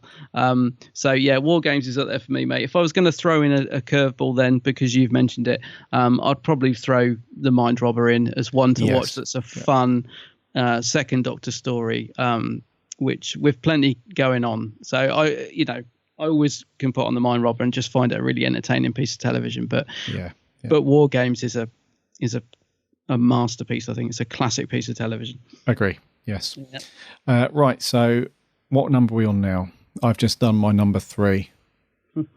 Number 4 was going to be The War Games for you, was it? Yeah. Okay. So I can speed this up a bit. So number 4 and my final number 5 are ones that you've already picked. Right, I thought there would be, yeah. So number 4 for me is The Seeds of Doom. And for reasons like you said, it's just a brilliant story. Really, really cool. Just never get bored of watching that one. And number 5 is Remembrance of the Daleks. Yeah, I thought that would be on your list. So, yes, when I reviewed this many moons ago, I didn't like it at all. That's because I was in my can't get my head around the McCoy era. I just can't get on board with it. I can't relate. I can't like it, But now I'm not going to say too much because we're going to revisit this in a review. But I think in terms of classic Who, it is one of the top stories in classic Who. Yeah. So that just leaves your number 5, mate. Number 5, this might be a bit of an odd one, but I think the pilot / Unearthly Child, the first episode, are absolute must-see for any Doctor Who fan. I think it's a phenomenal piece of television. I can never decide which I like best, the actual pilot episode. By the way, I'm talking about the William Hartnell pilot episode, not the Peter Capaldi. I just think it's the first episode. I mean, we went on to review it, and actually the rest of Unearthly Child, parts 2 to 4, are entertaining in their own way. But the very first episode and the pilot, I just think are must-sees. It's a brilliant start to this television series that just opens up all these questions of who is this man? What is going on? What is this TARDIS machine? It's brilliant. I was wondering if you were going to put that on there. I was thinking about putting it on there, but I thought it was too obvious. But what a way to start a TV series. Just completely mysterious. Who are these characters? That's a massive risk to take, is to not establish who your characters are. To just leave them very, what's going on? What is this police box? And it's just there's no other way to say it. It's just fantastic. Yeah, I hesitate about putting in the top 5 because I know after episode 1, the rest of the story changes dramatically, and they are quite slow in comparison. But I think the first episode itself deserves its own place, really, because it's just brilliant. Cool. Have you done your number 5? Yeah, it was Remembrance. Okay, because I'll just quickly say the other ones I had on my list because I knew we'd have duplicates, but other stories that I just think belong up there would be stuff like the Brain of Morbius, the 4th Doctor story. I think is brilliant. Case of what you I've got that on my runners up list. Yeah, Brain of Morbius. Yeah. Case of Androzani, Earthshock. Visitation, 5 Doctor stories, they're all good. War Machines I love as the first Doctor. Mate. And finally, the one that was so close to being on my list, and I still think it's great, is the 5 Doctors. I think it's a really fun, great piece of television. It's fantastic, yeah. Yeah. Shall I read you my runners up? Go on then. My runners up are Earthshock, The Visitation, the 5 Doctors. Yay. And one that might surprise a few of you in my runners-up list is Vengeance on Varos. Oh, you're joking? No. Mm-hmm. Oh, God. I'm not a fan of that story. I know you're not, but I think in terms of... You just like Sil. Classic, yes, Sil, yeah. So that's our top 5 classic. Moving on, top 5 modern Doctor Who stories. Yeah. I'll kick off this one. Number 1 for me is a Tennant episode, and this is Midnight. Oh. Right, yes. That's the one I mentioned. Midnight, hang on. Yeah, it's one you mentioned earlier. Yeah, it's the one I mentioned earlier, isn't it? Yeah. Yeah, so for me, this one is the best acted, written stories of modern Who. I think that Russell T Davies just really made use of the actors because it's a very isolated, boxed-in story. With exception to like the outside shots where you see like the all the mountains and all the landscape made out of sapphires and all that stuff, there's very little in the way of special effects or anything like that. It's all down to the actors creating the atmosphere and the tension and all that, and it's just a really fascinating sort of human story. It's sort of metaphorically deals with how we react to crisis and how fickle we are as humans and all that. It's just a brilliantly well written story. And David Tennant he's amazing in it as well. Really good. It is a good one. Yeah. I'm so glad that I gave it another chance because I loved it on a second watch, mate. So yeah, good choice. My first one on the list, I'm sure this is going to be on yours as well, but it's another 10th Doctor story, and it's The Waters of Mars. Not on my list. No. Is it not on your list? No. It's one of my favourite stories from the Tennant era. Again, I think he's absolutely on fire in it. And it's beautifully shot as well. Like they sort of keep the effects quite sort of basic on when they're on Mars and stuff, but it looks beautiful when he's walking away from the base, and you can see he's really fighting with his conscience about leaving them, and it's the music builds, and it's really scary as well, because I think a lot of the Tennant stuff tends to be, it's got its moments, but it can be quite light and fluffy at times. This is proper scary. Reminded me of Classic Who with these guys, all this water coming out their mouths and the voice and everything. It was proper atmospheric stuff. So for me, Waters of Mars is in my definite top 5. Yeah. Cool. Yeah, I love that story.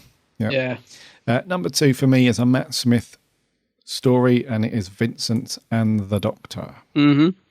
I think in terms of an episode stirring emotion in people, this kind of hits the nail on the head for me. It's just one of those really nice sort of historical take stories. Richard Curtis does a really good job with this one. And the end scene is just phenomenal. It gets me every single time. It's just something different as well. We very rarely do we hear a song, a modern song in Doctor Who. But the way it was included, it just fits perfectly. And Tony Curran, who plays Vincent, is brilliant in this. Very, very good casting. It's just a really, really good story. It's just, great story. I love watching it. That's on my list as well. So I'll just agree with you there, because Matt Smith I think is a fantastic Doctor, but when I look through his list of stories, I struggled to find many that I really, really like. But this one definitely jumped out at me. Right. It's beautifully shot. And it's a beautiful story. And like I said, it's quite often when in the Matt Smith era, when they're trying to be emotional, it doesn't always hit the mark for me. But this story definitely does. Yeah. When the athlete song comes in at the end, it's beautiful. Yeah. So that's on my list as well. So shall I jump onto my next one then?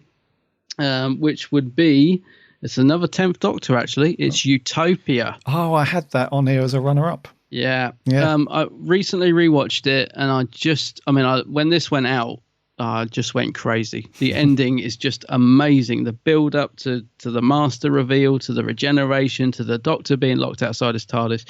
It's a brilliant episode, this. And it's good because it's not a filler one. It's not just a build up to the regeneration. It's actually got a good story going on inside it as well, if you know what I mean. So it stands well on its own. And then to have this brilliant ending to it just brings the episode up amazingly. But what I'd forgotten about it when I rewatched it recently was there's scenes like with Tennant and John Barrowman, so the Doctor and Captain Jack, when he goes into the radiation room and there's this really lovely scene of them talking through a door, just having a chat, just like mates, and it's a brilliant scene. Absolutely, it's just a really well acted, really nicely written scene between the two actors that I just thought in the middle of this brilliant episode just works so well at just bringing it down and having this little scene in it. So yeah, Utopia, fantastic. Cool. That was on my runners up list. Yeah. So number 3 for me is a Capaldi story, and I know this is on your list. Go on. Mummy on the Orient Express. Oh. Yes, it's not on my list. Oh, right, okay. But it is a good one. It did nearly make it, actually. Yeah. Okay. I looked through the Capaldi stuff, and I didn't struggle. I did. I didn't struggle with Capaldi because it's a bit, and I blame them off for this. I do blame them off, the poor fellow. But in exactly the same way with the Matt Smith stuff, I think that they are just amazing Doctors, but the stories I struggle to pull out as like greatness. You know? So for me, Mummy on the Orient Express is one of those just awesome sort of build up again, it's one of those stories where it's like a masterclass in like building up tension and atmosphere and so on. It's got great characters in there as well. The Frank Skinner as Perkins, I thought was going to be like a Matt Lucas situation. I thought he was going to just be there for just light stupidness, comic relief, but he ended up being a pretty good character. Some of the other people on the train, the opening scene is brilliant with the mum and the daughter discussing it, and she starts freaking out because she can see the mummy, and and the timer appears on the screen as well. That's something different, sort of breaking the fourth wall. It's just a great fun episode, and Capaldi's really good in it as well. He's one of his best from series 8. Yes, it's a good choice. I definitely, if I was going to pick out some Capaldi, because there's no Capaldi on my list, I'm afraid. Okay. But if I was going to pick him out, I would say that one. And I remember liking Flatline, although I haven't watched it for a while. Okay. But yeah, Mummy definitely stands out as a 12th Doctor one I would have picked if we were doing a top 10. It might have been in there. Oh, yeah. For me, this is one where I really struggled, right? Because there's two Ninth Doctor 2-parters, and one of them is my favorite 2-parter since the show returned in 2005, even to now, and that is Bad Wolf Partner of the Ways. That is my favorite 2-parter since the show came back. I absolutely love it. But the other one that I love is Empty Child Doctor Dances. So I could not decide which to put on my list. And I think, and this is weird because I think I love I think I love Partner of the Ways more, but I'm actually going to go with Empty Child and Doctor Dances because there's an overall story. I mean, the other one's a Dalek story and all that, but as an overall story, I think Empty Child, Doctor Dances is fantastic. And we recently, not that recent, but we reviewed it not that long ago, and we both loved it, didn't we? It was such a good story with this creepy gas mask child. So yeah, one of those two-parters is in my top 5, and I'll be honest with you, I can't decide between the two, but I think perhaps Empty Child slightly edges it for me. I think it's a great story, very atmospheric, some good humour in it. Chris is great in it. What's his name? Old Victor Meldrew guy, even though he's hardly in it. It's a great scene with him and the Doctor, Dr. Constantine. Yeah, it's a brilliant 2-parter, that. Cool. My number 4. And I struggled between 2 stories for this one. So my number 4 is The Parting of the Ways. Oh, really? Well, it's brilliant. I'm glad you've put it in there because it is one of my favourites ever. Yes, I really struggled between this one and The Doctor Dances and The Empty Child. I really struggled between, just like you, just that internal battle. Like, I really love this story, but this story is also great. And the characters in this one are brilliant, but it was a real sort of tug of war in my brain for this one. So, but I think The Partner of the Ways is, it's a great ending for a Doctor, and it's a great story as well. It's got so many scenes in it. I mean, I love the bit where he sends Billy back to Earth in the TARDIS. He's like, yeah, you go in, I'll be there in a minute. And she shuts the door, and then it's Chris's face, isn't it? And he just gets the Sonic and makes the TARDIS dematerialize. So many scenes in it, and then the holographic speech to her about having the good life. I mean, that makes me bawl my eyes out every time. Yeah. It's a brilliant piece of television. It's definitely up there, mate. I'm glad you put it on because I struggled between that one and the other 2-parter, but it's so good, and the Daleks are proper scary in it as well. They are, yeah. They actually, that scene where it comes up outside the ship and kills Linda in silence is. It's horrible and classic scene. Yeah, good stuff. So the last one on my list, it's a 10th Doctor story. It's a 2-parter. Oh, is this probably yeah? Is it the same as yours? Maybe. Go on. It might not be because I struggle between 2 again. So let's see. So I've gone for Human Nature, Family of Blood, right? Which written by Paul Cornell, based on I think it was the 7th Doctor, wasn't it, in the original novel? Am I right in saying that? Yeah. Yeah, so he tweaked his original novel to make it a 10th Doctor story. It's just a great concept. I mean, I hadn't read the original book, so to me it was all fresh and new, and just having the Doctor's consciousness or whatever trapped in this fob watch, and him thinking he's human, and then really actually wanting to stay human because he was quite liking it, and he fell in love and all this sort of stuff. And that tied in with all the other stuff going on, the creepy scares. I mean, the ending of it is still quite shocking for me, what the Doctor does to when he traps him in the mirror and leaves the guy as the scarecrow at the end. It's quite shocking, the ending. But I think it's a brilliant two-part of that one. Really, really good. And the cast are really good in it as well. And I think Martha Jones is good in that one. I know she gets a lot of flack sometimes, okay, but I think she's good in that one, yeah. So that's up there. I think I know what you're going to say then, because there was another two-parter that I so nearly picked, but go on. Yeah, so Family of Blood, that two-parter was on my runners-up list. Mother of Mine. So number 5 for me is The End of Time, part 1 and 2. Oh, no, it's not what I thought. Okay. Tennant story. Yeah. Yeah. Just because I have such an emotional connection to that story. It really did leave me a wreck after I watched it, for literally, and that's one of the things when Sammy asked us in our Q&A, what does it mean to you? It's one of those factors, because I don't know of any other film or TV show that's left me just a wreck for days afterwards. And even now, when I hear Vale Dachum, the music from the end of that, I just can't do it, because it just turns me. And it's a shame, really, because I love the story. I absolutely love it. I think it's a brilliant. I know it gets a lot of flack for certain reasons, but it's and a lot of people say it's too wishy-washy, with the Doctor going off to see his companions one last time, and it's all too indulgent, people say. Yeah, but I don't think there's anything wrong with that. I think the amount of work that David Tennant put into that show what was he involved with it for 4 years, 5 years altogether? Russell T Davies and Julie Gardner, and all of those, Phil Collinson, all of those people that poured their heart and souls into it for that long. And let's be honest, the show hasn't done as well as that since its comeback. So I think they absolutely deserved to be as indulgent as they liked, in those last couple of episodes. So it just really hits me. It hits me every time, and it's just a two-parter that I cannot fault, just from an emotional connection for me. And it's a great story as well. It's a really good story.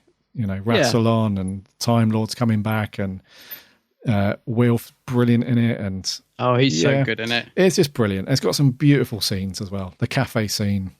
Yes. With Wilf and stuff. It's just the whole thing. Russell T, he just smashed that script. Brilliant. Yeah. I have no problem with the indulgence. I must admit, it comes up a lot, doesn't it? But I have no problem with that, because like you said, the whole team were moving on, and I get the feeling we might be seeing something similar from the Moffat at the end of his era this Christmas. So I don't have any problem with it. No. Why not? Let's all get a bit self-indulgent. Why not? The one that I thought you were going to say, because I forgot how much you loved The End of Time. I forgot that. I thought you were going to say Silence in the Library and Forest of the Dead. Forest of the Dead, because that was the other two-parter, which I think is a fantastic story, and a really interesting one as well, like the whole concept of it. I think the Mothball came out with a really good two-parter there. So that was what I thought might be on it. The only other one that I nearly put in, but again changed it for Utopia, was Turn Left. Oh, right. Yeah. I remember, I haven't watched it for a while actually, but I remember really, really rating that as a great story. But I think it is perhaps slightly more filler than Utopia. That's why, in terms of what it leads into. Okay. I think Utopia stands a bit more on its 2 feet. So, but yeah. Oh, yeah. I had Utopia on the runners-up list. The Waters of Mars, Family of Blood story.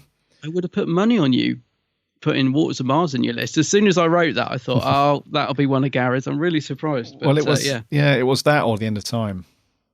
I also had the single Eccleston story, Dalek. That was on there. Yeah, that's good. And I had another one as well, Matt Smith story. I think can't remember. It was a Matt Smith story. So that's our top 5 modern Who stories.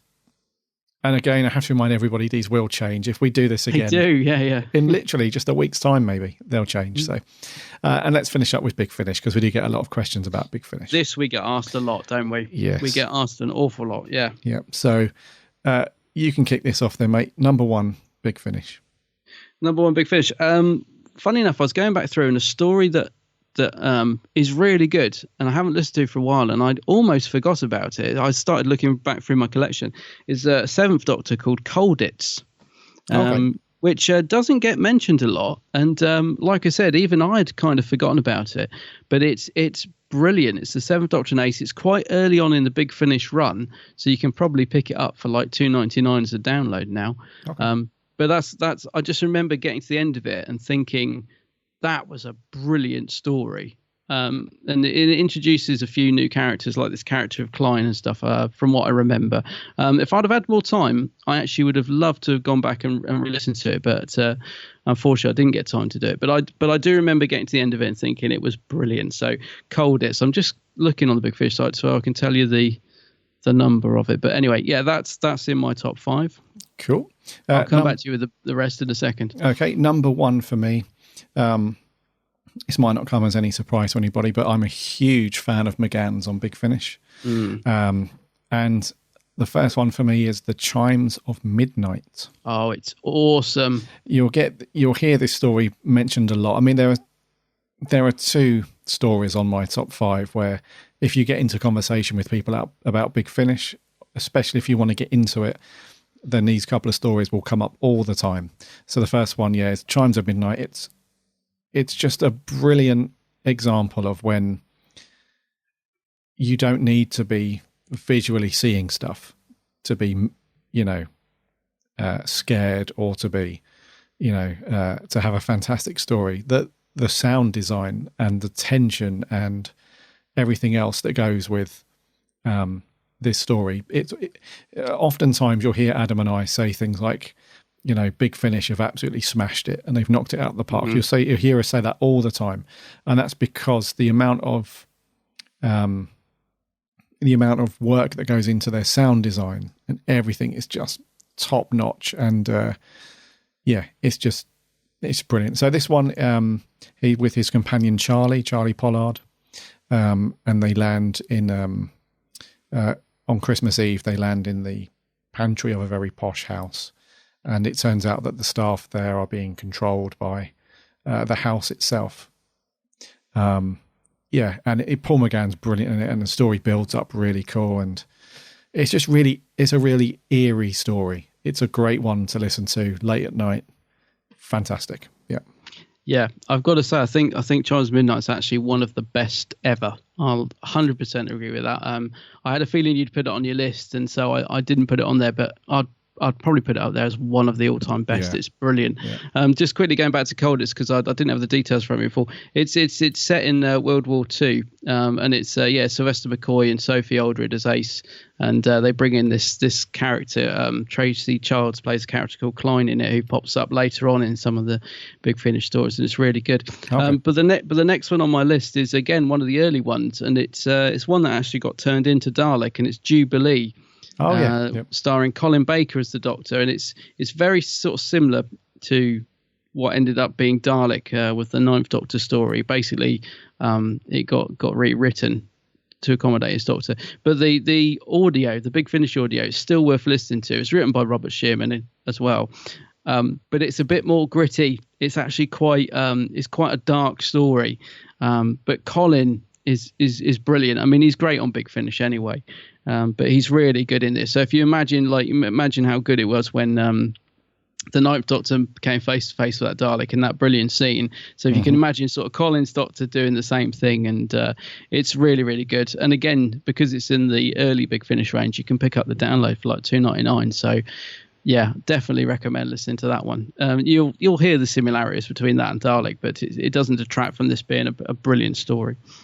Cool. Number 2 on my list, which is the other one that you'll hear mentioned a lot around Big Finish. It's always up there in people's favourites, is Spare Parts. Yes. Which is the Peter Davison story, knocking around with Nyssa. And it's one of the... you would have also heard about it when the Capaldi finale was kicking around as well, when that first got announced. So with the Mondasian Cybermen, and when we got into the whole, is it a true origin story for the Cybermen and all that stuff? To me, in my opinion, this is one of the best Cybermen stories that you'll come across across TV and audio. It's just one of those. Everything clicks into place with this story. It just moves along so brilliantly. The supporting cast is really good. It's got a sizable cast in this one, and yeah, just the way that the Cybermen are introduced and explained is fantastic on audio. It's a great story, and it's also a great Davison story. He's particularly very, very good in it. Yeah. So we've said this a lot of times as well. Doctors that you might not have been fans of in their TV run, so particularly Davison or Colin Baker, potentially McCoy, they're brilliant on Big Finish. They've really been written in a way that sort of takes the good bits of what they had going for them in the TV run and just expands on those, those bits, if you like. So they're written very, very well for Big Finish. Really good. So Spare Parts is number 2 for me. Yeah, and I think Spare Parts is what you might call a must have, isn't it? If you're going to get into Big Finish, it's just one of those stories. You've that Chimes of Midnight, they're absolutely up there as 2 stories that you really should get into. Cybermen stories, I think, gets a bit overshadowed by Spare Parts. Is a McGann story called The Silver Turk. Oh right, you mentioned this, didn't you? Yeah, it's number 153 in the monthly range, so it's sort of much later on, and it's just a brilliantly atmospheric story. Like the music design in it's great. I couldn't help but think when we got Nightmare in Silver, remember that dreadful 11th Doctor story, there was a scene with this sort of half-built Cyberman or half-destroyed Cyberman playing chess in a room that was quite creepy, and I kept thinking, well, they've taken this straight out of, they've obviously been listening to Silver Turk, because it's just brilliant. The use of the Cybermen in it, they're proper scary. They're sort of Mondasian style, but a little bit tweaked. McGann's awesome in it, but although again I haven't listened to it for a long time, I remember absolutely loving this, and it's stuck in my mind every time someone says, oh, can you recommend a Big Finish story? Silver Turk instantly jumps to mind. I really, really enjoyed it. And as I said, I think it perhaps gets slightly overshadowed by Spare Parts. So it's if you want, a lot of listeners may have listened to Spare Parts already. If you're looking for another really good Cyberman story, check out the Silver Turk. It's really good. Cool. Right, number 3 for me is a Colin Baker story on Big Finish. And this is the story Davros. Oh, good one. Yeah. So Davros is, as you know, he's popped up numerous times across the TV series over the years, and they've always sort of portrayed him as this sort of maniacal, crazy, almost suicidal kind of character, and they. I would say that the Capaldi... What was the Capaldi story that kicked off? Was it Series 9 with Davros? The Magician's Apprentice. Yeah, was that Series 9? It was, wasn't it? Start of that. Yeah. So they kind of touched... So one of the things in this story, Davros, is he's basically... He's trying to portray to people that he's turned over a new leaf. That he's... humanity... It's basically the human race is going through like a huge change, and he's sort of playing one of quite a famous sort of scientist throughout the galaxy, and he's sort of trying to portray to people that he's redeemed himself. He's no longer this sort of crazy, monster making Frankenstein sort of character, and he's trying to turn over a new leaf. And Colin Baker, the interaction between Terry Malloy and Colin Baker in his story is fantastic. Terry Malloy is really good as Davros, isn't he? In the he's excellent. Yeah. So this story really does explore the whole relationship between the Doctor and Davros. They kind of pinched the idea a little bit. The Moff pinched it for the Magician's Apprentice, where in that story Davros lured the Doctor there because he wanted to apologise and make amends and all that stuff. But it was just a big ploy to sort of capture and kill the Doctor. So it's a similar sort of thing there, where Davros is putting out this sort of facade that he's redeemed and is a different person, and the Doctor's sort of having none of it. And it's just a fantastic listen as well. So again, those of you that weren't fans of Colin Baker in his TV run, I think you'll be surprised with some of his Big Finish stuff, and Davros is a really good example of him sort of acting his socks off, if you like. So, yeah, that's a really good shout. Yeah, I remember really liking that audio as well. Next one in my list is a bit of a curveball. It was a subscribers bonus special, but you can buy it. So Big Finish used to do this thing where if you subscribed, you got like a disc that wouldn't be available till the next year. I don't think they do that anymore. But anyway, it was called An Earthly Child. And it's an Eighth Doctor, an Eighth Doctor story. It's the one where he actually goes back to see Susan. In fact, I think she sort of almost summons him back because the world's in trouble, basically. So the Eighth Doctor meets Susan, and it was a great story. She also gets to meet Susan's got a son by now, and it's a bit of an in-between story because I'm a massive fan of the Eighth Doctor Adventures. So not the monthly range. He does have some really good stories in the monthly range, but they did a separate thing where the Eighth Doctor travelled with a companion called Lucy Miller, and they did 4 series of that, and they're brilliant. I mean, yes, some stories are better than others because there's 4 series of it, but on the whole, the standard of the Eighth Doctor's Adventures is really good fun. They're all about 45 minutes to an hour long as well, so it's a nice self-contained little story that you can easily listen to. But this one, as I said, was a subscriber special, so it sometimes gets a bit lost in the ether, but it does fit so nicely into series 4. But you don't need to listen to the others to enjoy it. But it's just McGann and Susan together. It's just brilliant. She's obviously cross with him because she hadn't seen him for a long time, and it's the Doctor finally goes back to meet Susan, something I've been wanting to see on the TV series, which they have not done.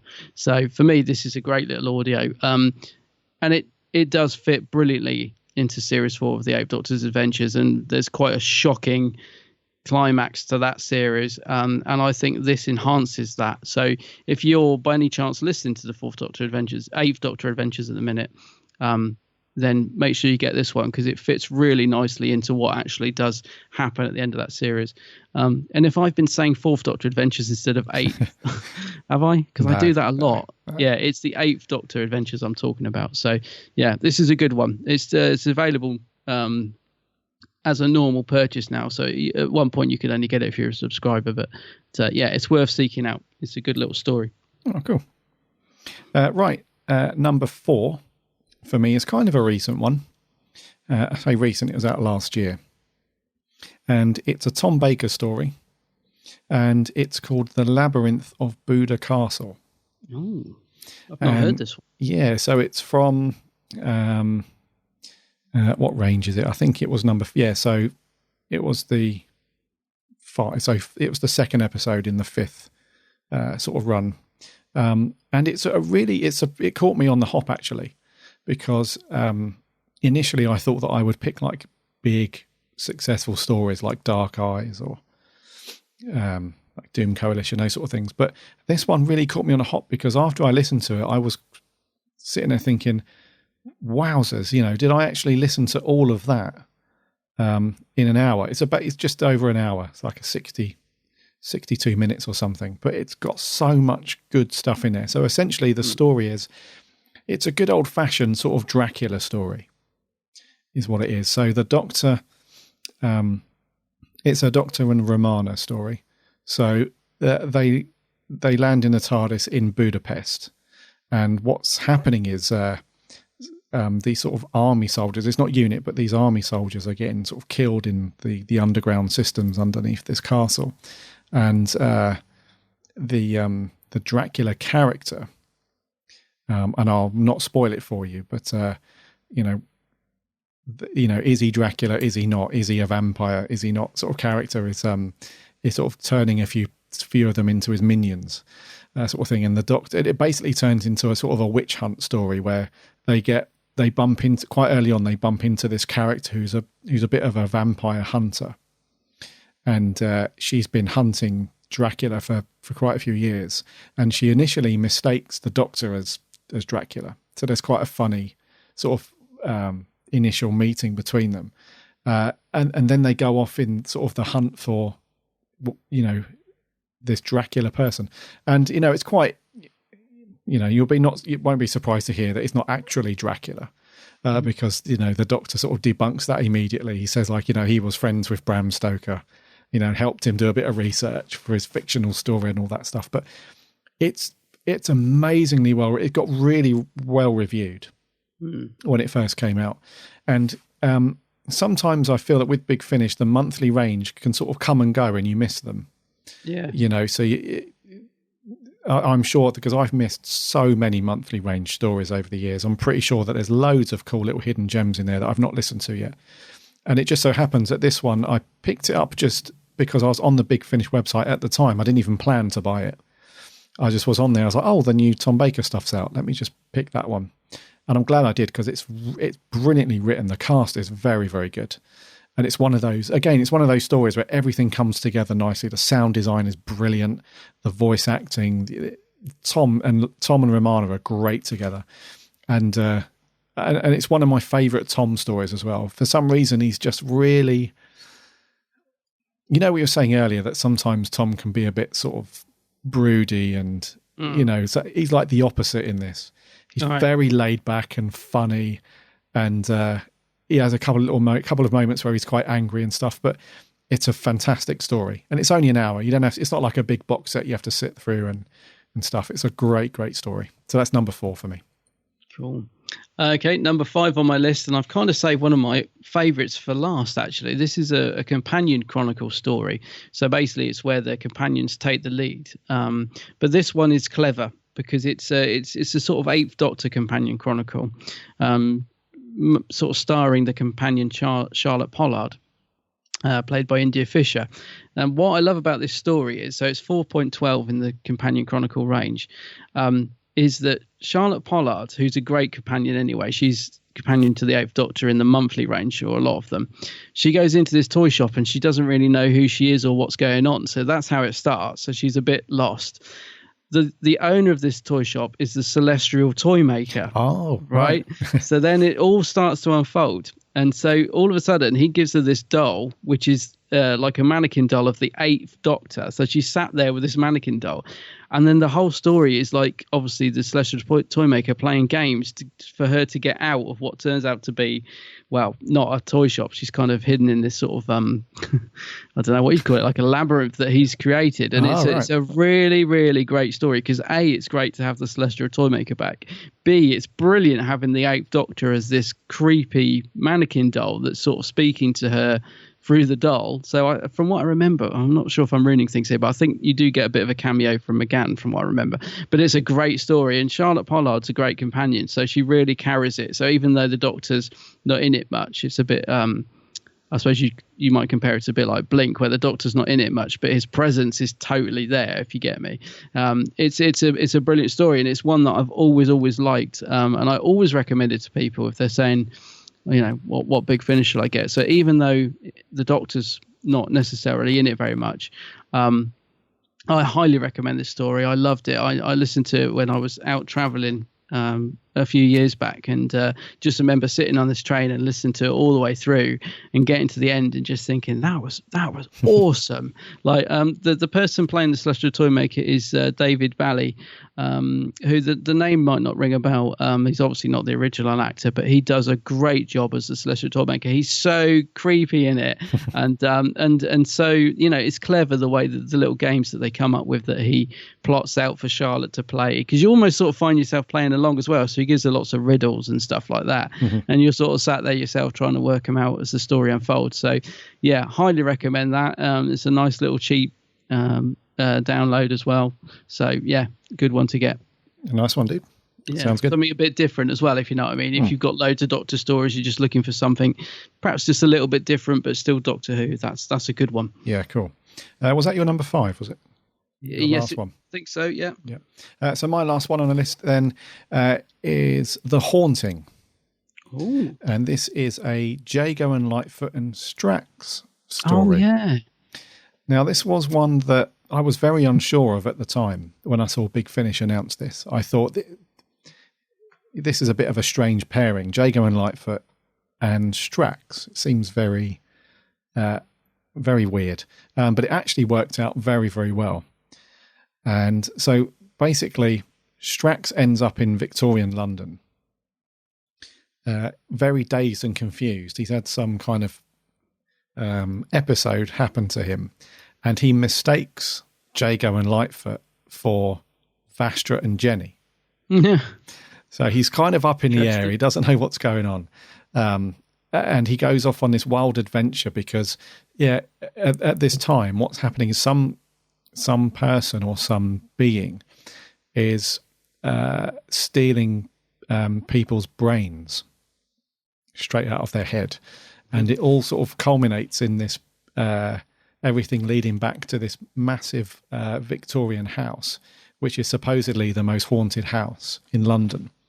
And there's like strange things going on there. And it's sort of Jago and Lightfoot immediately sort of spring into their investigative mode. So if you've seen the Talons of Weng Chiang, or if you've listened to any other Jago and Lightfoot stories, you'll know that those two play that really old school Sherlock Holmesy kind of investigator vibe so well, and the banter between them and the comedy is brilliant. And when you throw Strax in there, you think it's not going to work, but it does. When the three of them are in the same scenes together, it's so funny, but it's also quite creepy as well at the same time.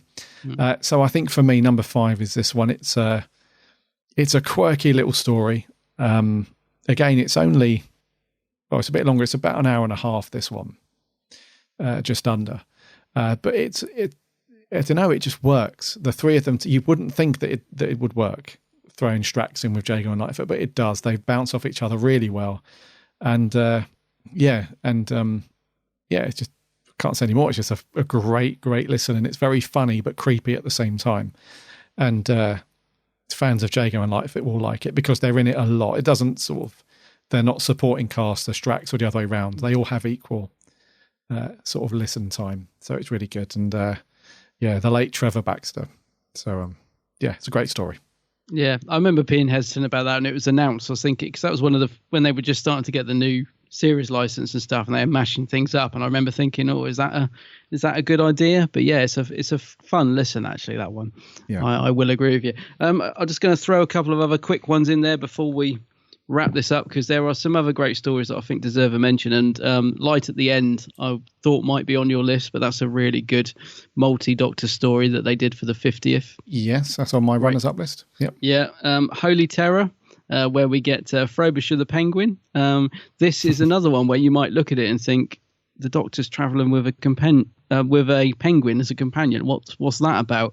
But it's a great dark story, nowhere near as comical as you'd expect it to be. It's really, really good, and ties in nicely with a lot of the old Sixth Doctor comics that used to be around in the day. So that's really good. What other ones do I have? Actually, I think most of them you've mentioned, like Chimes of Midnight. Unit Dominion was a great box set. McCoy. Yeah, McCoy one. The Scorchers was the other one, which is a companion chronicle with Joe Grant, and Katie Manning gets to do a lot of crazy voices in that. And it's another good example of something that's really funny at times, but then really switches to being dark in terms of its tone. And that was another one that I really enjoyed. So The Scorchers is a good, fun companion chronicle as well. Cool. A couple of runners up for me. One that was out a couple of years ago, a McCoy story called We Are the Daleks. Oh, yeah. That was a really good one, him and Bonnie Langford. Good. Yep, that's really cool. The Dark Eyes box set, we can't really ignore that. That's good. McGann's best on Big Finish there. There's a really old one, which back in 2001, which was a Colin Baker story, which also starred Christopher Biggins, called The One Doctor. Oh, that's really good. I really like that one. That's a really fun listen, that one. It doesn't take itself about that. Yeah, it doesn't take itself too seriously. And it's just it's basically Christopher Biggins is pretending to be the Doctor. Do you know what? I must go back and re-listen to that, because that is a really fun story. Yeah, I've forgotten about that one. Yeah, Colin Baker turns up and, he's quite perturbed that someone's the two of them together are great, aren't they? Yeah. So that's a really good story. And then lastly, a companion chronicle that you wouldn't think would be any good, because I'm not really a huge fan, but Nicola Bryant did one called Perry and the Piscon Paradox back in 2011. Yeah. And that's Colin Baker's in it for a couple of scenes, but it's basically a 5 and 6 Doctor story, and that's a really good really good listen. but you wouldn't think so. I'm not really a huge fan of Nicola Bryant, but she's very good in that. Yeah, a good example of when sometimes the TV character works much better on audio and stuff. The only other one that I've just suddenly thought of as well, which you reminded me when you talked about Colin and Terry Malloy together, is The Curse of Davros. Oh, The Curse, yeah. Yeah, that's another good one that I really enjoyed. That's not even that old, is it? I think, it probably is now. It's probably a couple of years old. But 2015, I think. Is it? Yeah, I was going to say, if I was thinking it probably came out a couple of months back, it's more like a couple of years. But yeah, that's another good story with the two of them bouncing off each other nicely. Yeah. So that's our top fives. Hoping that's given you guys something to go on. So when you're asking us questions about what do we recommend and all that jazz, especially the Big Finish, we've only done a couple of Big Finish bits in the past, so hopefully that gives you a bit of an insight into what we like and what we think. Keep you going for now. Yeah, what we think you should be listening to. So that's our top fives. Right. Before we get on to our giveaway, next week we're going to resume normal service. So we're going to go back to news and merch and then a review episode. So as current Doctor Who is now finished, we're back on to Classic Who. So new listeners, if you're not sure, when there's no newer Doctor Who on TV, we alternate each week between a classic episode and a current episode from 2005. So next week, Adam, what are we going to review, if you can remember? Just grabbing my lapels, because we're going back to the first Doctor story next week. We're going to start with the first Doctor with the Ark. The Ark, yes. Ark, yeah. One that I haven't seen in a little while, I will be honest. Me either, actually. Yes. So this one, what is it? It's a 4-parter, yeah. I was going to say, it must be a long time since I watched it, because I remember when you put it on there and I couldn't even think what it was. I was like, the Ark? What's that? But now I've seen the pictures, I do remember it. So yeah, looking forward to that. I haven't seen it for a long time. So yes, I like a bit of Hartnell. I'm definitely in the mood for a bit of Hartnell, given recent events. Yeah. Stephen and Dodo. Yeah, Dodo. Right, so that's going to be next week. So look out for the Facebook post and Twitter for that, because we'll ask you for your reviews as per normal. Our giveaway. So to celebrate, to celebrate us coming back for 150, we've got a cool giveaway. So our friends over at zoom.co.uk have given us a copy of the very cool Series 2 Blu-ray Steelbook to give away. Oh, it's lovely. So thank you very much, guys, for that. Now, very simple question for most of you. You can send us in via email, you can tweet us or Facebook, whatever you like. The question is thus: what job does Rose Tyler have at Deffrey Vale High School?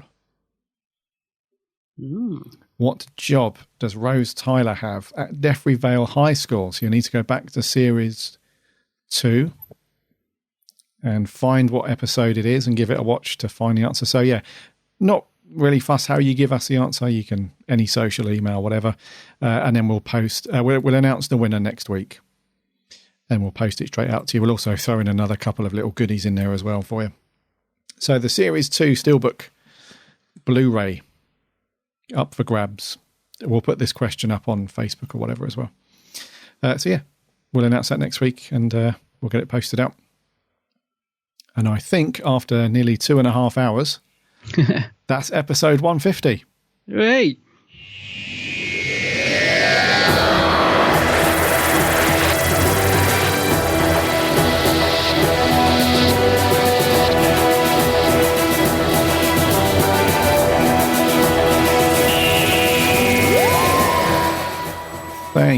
Thank you so much for sticking with us. It's been a long show, aware of that, but we have had lots to talk about, i.e. big news. Yeah, big news. Some sad news, but some big news as well. Jodie Whittaker be joining us as the 13th Doctor. Yeah. Let's all be nice to each other about that one, shall we? The dust has settled a little bit. Now we can. Yeah. Now let's start building some bridges again. Being back to this cool, awesome fandom where everyone's nice and very different opinions, but everyone's nice. Hopefully. Hopefully, he says. So, yeah, next week you have 2 things to do. you have to get your review in for us for the first Doctor story, The Ark. And you have to send us, if you know the answer, to the question for the giveaway. What job does Rose Tyler have at Deathry Vale High School? Look out for that stuff on socials. Announcing the winner next week. In the meantime, check out the website, www.bigblueboxpodcast.co.uk. You can listen to all of our previous episodes on there, plus you can link off to Twitter and Facebook and Instagram and all that jazz. And there's also buttons on there to go off and subscribe for the podcast itself. So if you want to listen on Google Play podcasts or iTunes, there's a big button for iTunes. We're also back on Stitcher now, apparently. They've sorted out their problems. So we're back on Stitcher. And if you're an iTunes listener, if you could give us a rating and a review, that would be marvellous. That really helps us a lot. Check out Adam's channel, The Geek's Handbag. Oh, yes. Done some fantastic videos. The most recent one, Remembering Remembrance, is such a good little video. I honestly, mate, it's a really, really good video. Oh, cheers, buddy. It's great stuff. Yeah. So check out The Geek's Handbag on YouTube, Facebook and Twitter and all that stuff. You won't be disappointed with Adam's shenanigans. Yeah. If you're going to London Film and Comic Con this weekend, we will see you there. Come up and say hi. We'll do a high five, we'll do a fist pump, a selfie, whatever you like. Talk about Doctor Who. Yeah. Until next week, my name's Gary. And my name's Adam. Remember,